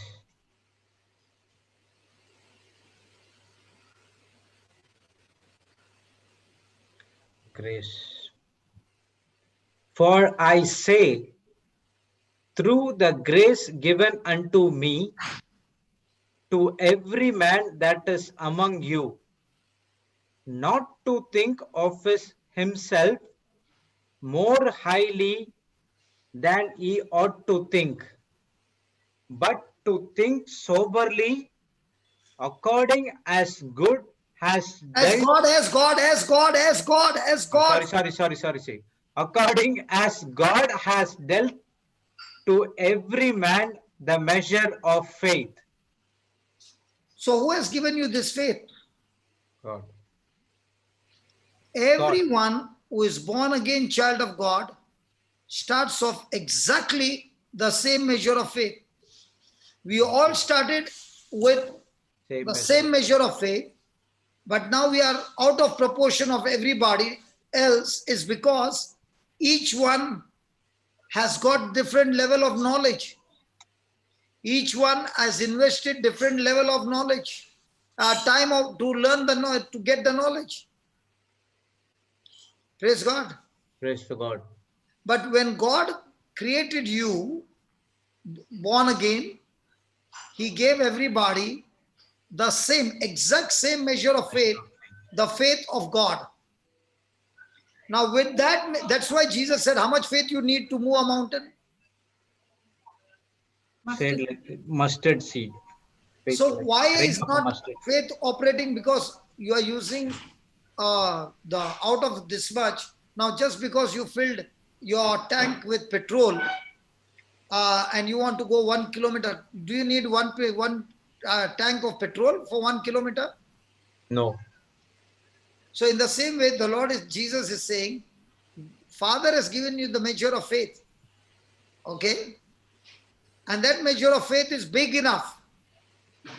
But what you need to use is faith as small as a Mustard seed. mustard. So if I've been given the measure of faith and I need so little of faith to operate, then why is it not operating? Because my unbelief, my old Unforgiveness. selfish mindset is my biggest block. So instead of using the petrol in the tank, I'm trying to start the engine with water.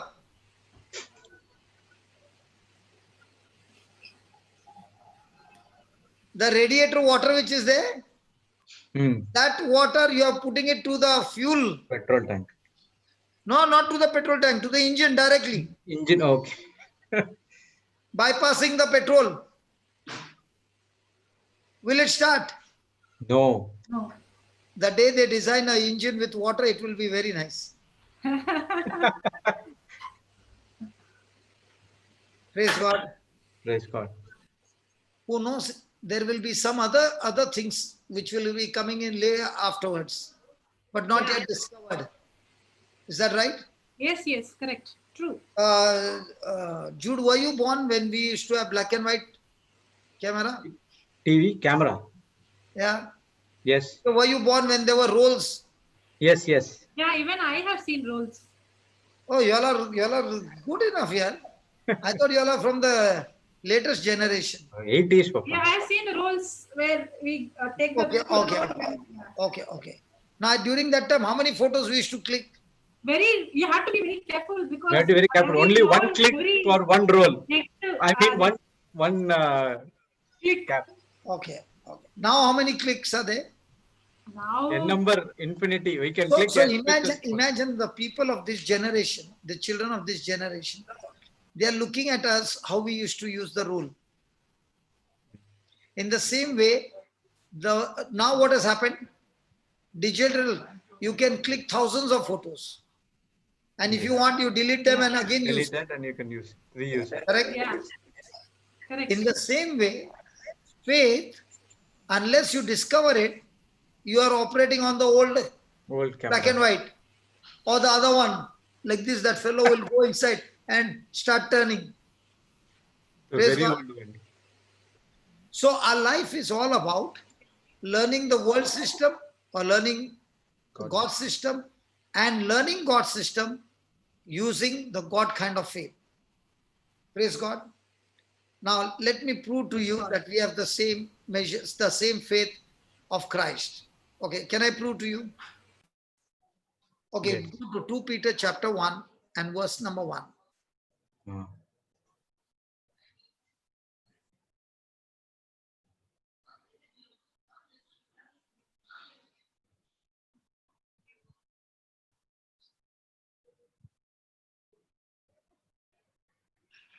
Simon Peter, a servant and apostle of Jesus Christ, to them that have obtained like precious faith. Hey, go slow.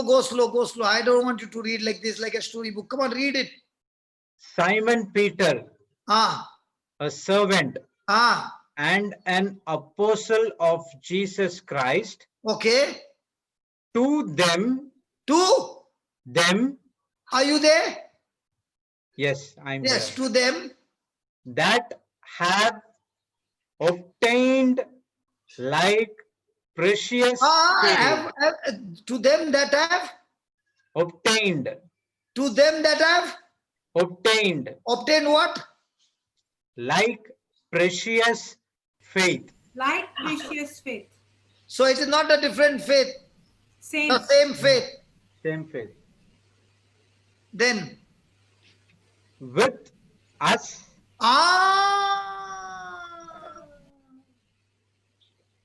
With us. So is Peter having more faith and for us given diluted faith? No. Same. Now, did you ever think that when Peter got faith and we got faith, it was the same? No. In the beginning, no. But is the Bible saying the same? Yes. And how did we get the same faith? The day I was born. No, read it. The answer is there. Through the righteousness of God. Through the righteousness of God. What is the nature of God? To give Peter more, Jude less, Jocelyn a little more, and for me even more. No. Do we have that kind of a mindset when it comes to people? Yes. Yes. Thank God we don't, God doesn't have our kind of righteousness. Yes. Human righteousness is, Jude is very close to me, so let him have it. But look at God. His righteousness is to the worst of the worst person the same, to the best of the best person the same. No difference. Yes. Amen. So how did you get it? Through the righteousness of God and our Savior Jesus Christ. So in the court of the world, how does a person get salary? Salary from their owner. Does in the world court or the world economy, how does a person get salary? Same for everybody? No. Or based on? Based on the post knowledge, and performance, experience, how they work, how they put jalra. But in God's economy, Everyone Heaven's are equal. economy. Everyone are equal. And that's why it really irritates a person to say, I'm the best and I get this much. That is why when he said about the wages, you remember, the one who came last, how much did he get? Same. Yeah, the same.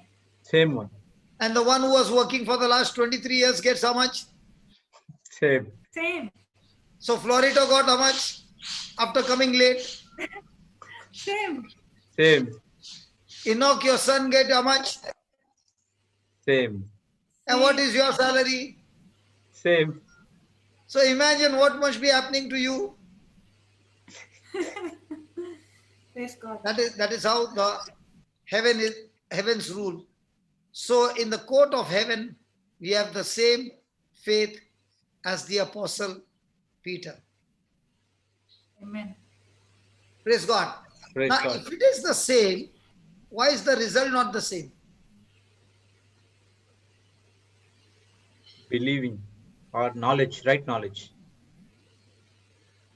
Hello, if it is the same, why is it not the same to everybody? Exercising what we Ah, exercising what we have got. see, now Jocelyn was giving a fantastic Preaching. truths, how the system has to work. Hmm. Now, I'm so sure, I did not want to come even show off myself when she made that mistake about chapter and verse. Only then I came. Otherwise, I was sitting and listening and I was saying, wow, wow, wow, it's beautiful. So I did not want to disturb. But after explaining all this, how the system works, a person will come and say, how will I put it into practical manifestation? So what did I say? Let me show you how to do it. So I took that word from the scripture and I made a prayer. Now, did I speak my desire? Yes. Yes. Do I believe that this desire should manifest? Yes. So has God told me, has Jesus told me, when you pray, you put your desires and believe that your desire has been sanctioned. Amen. So has it got sanctioned? Yes. So from now on, my prayer will be what? The same prayer? Oh, thank you, Lord. I do not keep the old score. I don't force on people. I don't dominate. I'm not jealous. Thank you, Lord. Thank you, Lord. So it's gone into thanksgiving. Why are you giving thanksgiving when it is not manifested? In the spiritual realm, it is already done. Already manifested. But my thanksgiving and praise will keep the faith going till it is manifested. It's just the way a woman comes and says, I'm pregnant. Now, the moment she says, I'm pregnant, she has to take care of 9 months. She's definitely going to get the result unless she terminates the process. Yes. So thanksgiving will keep the pregnancy going. If you do got no thanksgiving and worry and fear comes, then you will open your mouth and speak exactly opposite to the symptom and you have terminated the pregnancy. Yes.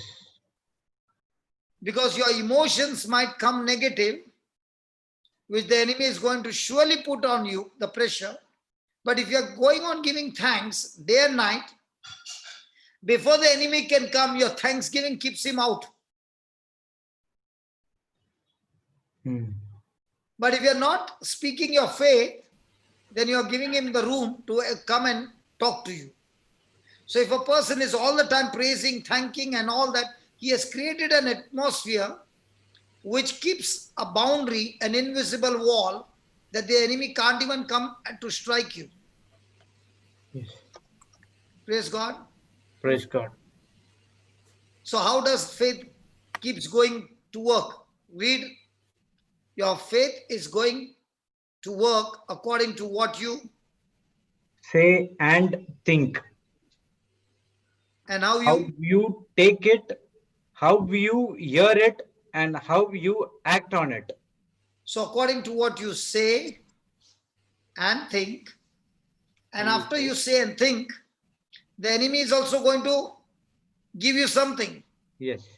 So are you going to take it from the enemy, or are you going to keep taking from what the Lord said? What the Lord said. So where do we go? To the Lord.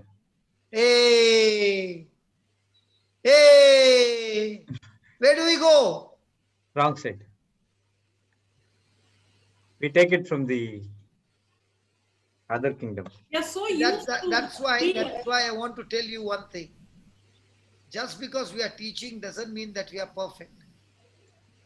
We need do go to the wrong side. through the force where we too fall. And when do we fall?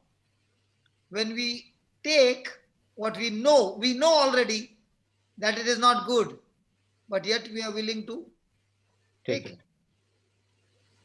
And when we have taken it,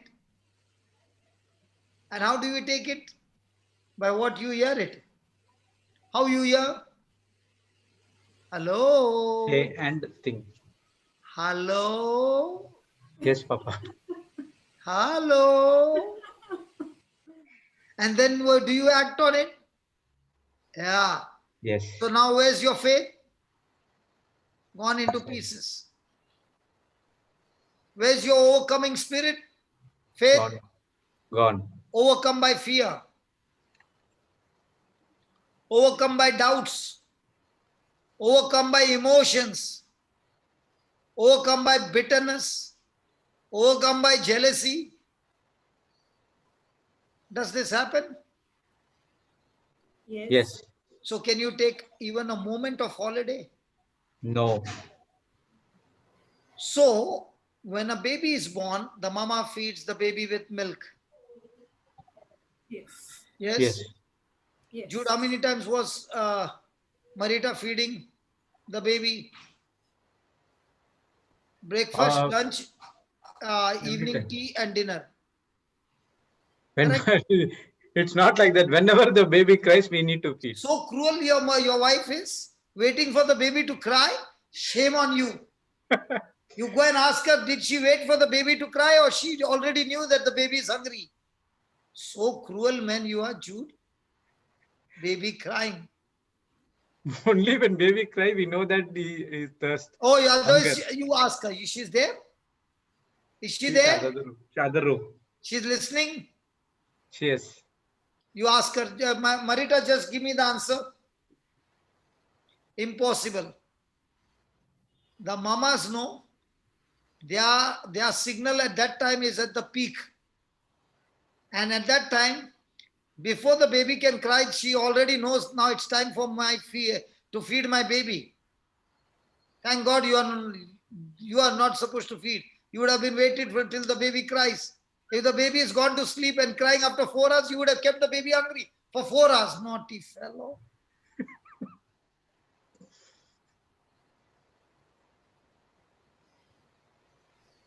Jude, Yes, Papa. what is Marita saying? I don't No know. answer? She might be busy. See. I got it here. Before he cries, I will give. I know her nature. I know her better than you men. She sent you a message, I think. Yes, she sent me the message. Now, during lunchtime, you wait, you will get lunch or see. Jude is saying, this fellow is coming and putting fire between us. Now, see, Swarup is saying, yeah. So she gave milk. Yes. Is she continuing with the milk even now? Yes. For how many years? So Enoch is still drinking the mama's milk. Not enough, Papa. The second one. What is his name? Elijah. Elijah. Oh, one is Enoch and one is Elijah. Elijah. Then John the Baptist. Then Isaiah. Jeremiah. Oh, this Swarup is saying the New Testament. Mark, Matthew, Luke and John. Four. Elijah is the one who was taken up, right? He got frozen suddenly. Who? I think, Papa, Even your video got frozen, man. What? My video, Papa? I think Suddenly your video got frozen. No, it says, Sister Jocelyn was telling something. Yeah, what happened? No, I said Enoch was one who never tasted death. He was taken up. Elijah also was taken up, right? Yes. So that is the See? relation. They never tasted death. God took them. That's Okay. So for our growth, do you stay on milk or do you need solid food? Starting milk and then move to bread and then solid. So the Bible compares our life as from spiritual growth to physical growth. So just as the child grows to become an adult, in the same way, he needs to drink milk all his life. Yes. Or does he need solid food? solid food. Solid food. So whose responsibility to drink solid food, to eat solid food? Our My responsibility. Very good. God. We have. No. No. Whose responsibility to drink milk? Our responsibility. So whose responsibility to grow? God's responsibility. For your growth is God's responsibility. Okay. I'm responsible. My responsibility. Everything, the potential is there. So why in these 4 months we are getting so many testimonies, much more than when we conducted retreats? Yeah, because Why? they were constantly They're feeding them. constantly taking solid food. Yes. And when they are taking solid food constantly, they are saying, my life has changed. Hey, how did your life change? You did a lot of exercise? No. No. What I did was, I kept eating every day, new variety of food. Might be I forgot, but it's gone inside. And the Holy Spirit has got a file inside. I have to do a quick revision and put it into practice. And the more and more I'm practicing, what is happening? I'm growing stronger and stronger. Yes. So had God given everybody the same measure of faith? Yes. Yes. Because of that measure of faith, did you get into global teaching? Yes. Yes. Now, did you stay in the global teaching every day? Yes. Are you being fed every day? Yes. Yes. Now, if you're being fed every day with global teaching, what happened to the world teaching that you had for years? It is getting shift deleting at a high speed. Amen. Praise God. Praise God. Thank you, Jesus. Hallelujah. Hallelujah. Write down. It is not God's responsibility. Write down. It is not God's responsibility to cause us to grow spiritually. To cause us to grow spiritually. And He is not responsible. And He is not responsible for the frequency. For the frequency. Put in bracket, Jude would feed his baby when baby would cry.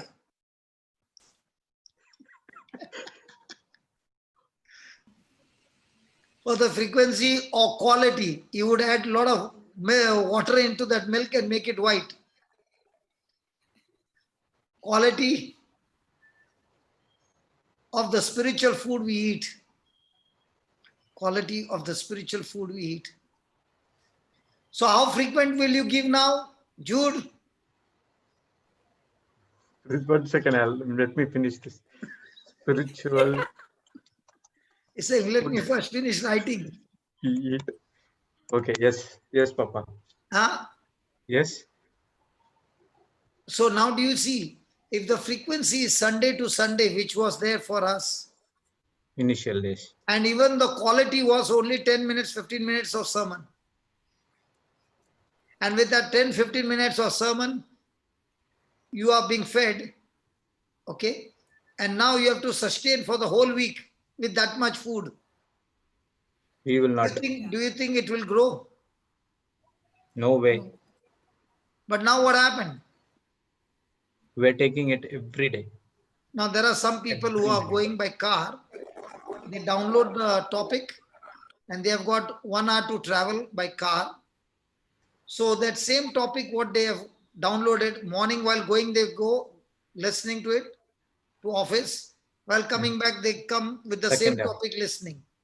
Now, what they have been hearing, I guarantee you, during the time of working, they will have every opportunity to practice it.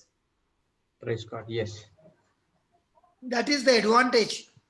So what you are hearing is the quality of food that you are digesting, and that same food is giving you the strength, the calories, the faith now to perform in your everyday life. Amen. Praise God. Praise God. So write down, God provides food for my spirit.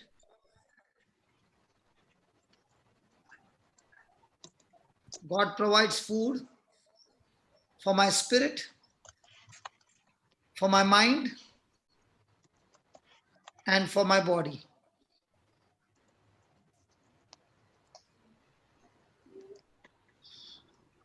It is my choice to take it or not.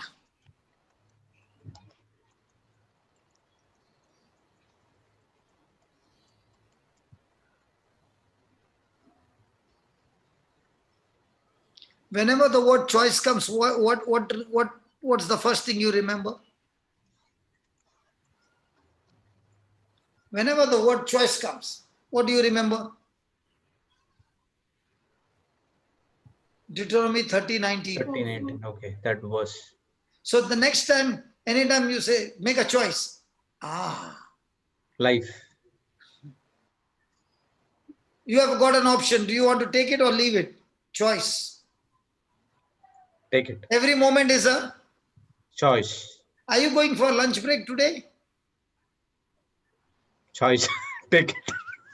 Are you going to stop at 1 o'clock for lunch? As Holy Spirit said, And what if the lunch goes up to 2 o'clock? no matter, because we are choosing life. Because when it goes up to 2 o'clock, your life is governed by the watch, not by your choice. Your watch is telling you what to do. Yeah. But when you are getting a powerful spiritual food, are you making a choice to Yes. stay there? Yes. When you're watching a good movie, are you saying my time is up and getting up at the 30 minutes to the end of the movie? No. When you got a birthday party, are you making a choice 1 hour only? No. I don't understand. When people go for a party, there is no choice. That time it is all going past midnight. But when it comes to the word of God, there is a choice. Yes. 1 o'clock it should stop. There is no choice. You're asked to finish by that time. So a person who is carnally minded, Go. he is on time. But when the devil is bashing them up, are they saying to the devil, your time is up? Now after lunch you can continue. No. When there is an anger going on, bitterness going on in the family, is the husband saying, now your time is up, now it's lunch break, we'll take a break, then we'll continue.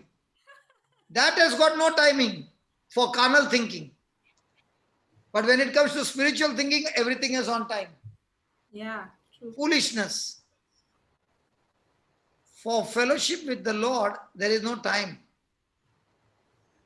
Every time, 24/7. Praise God. Praise God. A person who has got all these choices, no, he must ask, when sickness comes, is there on time? When the devil attacks you, is there on time? When you are angry, are you having lunch break in between? Yes. You know what I like about Zoom? If you got issue, switch off and go to sleep. But the meeting continues. I love this channel. No irritation from anybody. God's work continues. Amen. Yes. If I've got caught up somewhere, somebody else takes my place and still teaches the best of the best, and still the movie goes on, the milk and the food goes on, the catering business is on. Praise God. Praise the Lord. So now, food is served. Choice. What happens to a person who is overeating? Can he reach 100 kg? Yeah. Okay. Yes. And when he's 100 kg, isn't he looking solid? Yes. But is he healthy? No. When it comes to physical food and you overeat, it creates a problem to your physical body. But when it comes to spiritual food and you overeat, it makes your spirit so strong So strong. that it is a real blessing for anybody to overeat as much as they want. But see that after overeating, there is an exercise. And what's the exercise? Put into practice. Going and practicing what you ate, Eat. digesting what you ate, Amen. by going and practicing what you heard. Praise God. Praise God. God. So when a person is eating, even if a person is eating physical food, but he is doing much more of exercise, now with that physical food that he has eaten and the exercise he has done, will it make his body extremely healthy? Yes. So is exercise very important? Yes. So now from the last 2 months, I've been doing exercise. Is there a change in my body? Yes. Yes. Is my intake and digestion and the calories burnt all in right proportion? Yes. Yes. So is it going to increase my lifespan? Yes. Yes. Is it going to keep the body fit? Yes. So also in our life, if you're only studying the Bible but not doing the exercise, what is the exercise? Practicing Putting it. into practice. And if you're not practicing, you will be sick.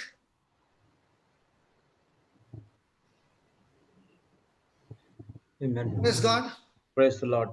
What about the person who is 60 and 70 and 80? Does he need exercise? Yes. And what about a person who has been exercising right from childhood and he's reached 80? He's still exercising. What do you think his body will be? At 80 and 90. It will be fit even to the end. For 80, 90 years. Okay. So if he has disciplined himself with exercise and a good diet, his body will be healthy till the end. But let's say a person is exercising, is eating good diet, but his mind is carnal. Exactly. That's what I was thinking. If he is not spiritually minded or his soul is not prospering, and he is a person who keeps every worry and everything inside, Body is going to be sick. is pumping in poison, and it will make everything a chaotic situation. Because when you said that no exercise and they'll be healthy, I know people who eat only healthy food, organic food, they do exercise, but they have ended up in really chronic illness. And they started asking, when I'm living such a healthy lifestyle of eating healthy food and exercising every day, how did I get the sickness? Because your soul is sick. Exactly. But if a person is doing exercise and eating healthy diet, his system need to be healthy, but only because his thinking is sick, everything is gone sick. Yeah. So when you're spiritually healthy, the spiritual health will teach you to become physically also healthy. Believe me, every day when I go for a walk, I don't have time. Till the time I'm eating food, I'm ministering, and then I go. And by the time I come back, the tongues have already started. So in that 15 minutes, I put the laptop on and I've disappeared to go and have my shower. And by the time I've come back, the prayer also started. And thank God for my brother Linus's prayer. It's a long prayer. So Yeah. I get that, I'm sure about 7-8 minutes more. And then Helen comes in. And when she comes in, I know another 15 minutes are gone. So all this is helping me to maintain my time of coming back. I believe they're listening. No. But they are doing their job, no? Yeah, yes. See, I know that Helen will be there with a testimony. So I even if I reach a little late for the meeting, she has done her job, Linus has done his job, and now I reach. So my exercise also is finished. This is also finished. And I got 2 hours to settle down before I go to sleep. Praise God. People do exercise in the morning, I do at night before going to sleep. What to do? Doesn't matter. Exercise is important. But God still makes it okay for me. Praise God. Praise the Lord. So now it's the exercise time. It's time up for lunch. So we go for lunch and we come back. And I believe that as we study this topic of knowing who you are in Christ Jesus, you will be able to overcome your emotions, okay, and help you to know your identity. But very important is, remember, your faith gives you victory. Amen. And also remember, faith works through love. So the first currency is love, not a human love, God's love. And today we made a fantastic prayer. Let us learn this prayer by heart. Let us say this prayer every day to ourselves, thanking God that this is manifested. Not this is going to manifest. This has manifested by faith. And you will find yourself using the power from your spirit and making decisions based on the power stored in the spirit, and using this power every day with faith and living a victorious life. In Praise Jesus' name. Amen. Amen. Amen. So thank you, everybody. We have wonderful time with now Brother Hector, and you can have a wonderful time with the hymns. Will be the lyrics will be on the chat. Somebody can help us to put the lyrics there. So as the hymn is going instrumental, you have the opportunity to sing along. Even if you don't sing along, say the words along, and remember those words have power, and they believe it and speak it. You are exercising your faith for the next 30 minutes. So I have a great time with Brother Hector. Hector, where are you, Baba? Can I see you? People in the YouTube, you have to give your email address to me so that I can send the teachings. Sorry, brother.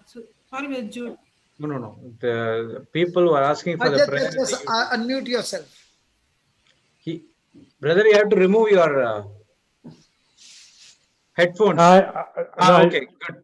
There is another program going on at the side here with the children. Children's Bible. So okay, we'll be back in 30 minutes. Thank you all.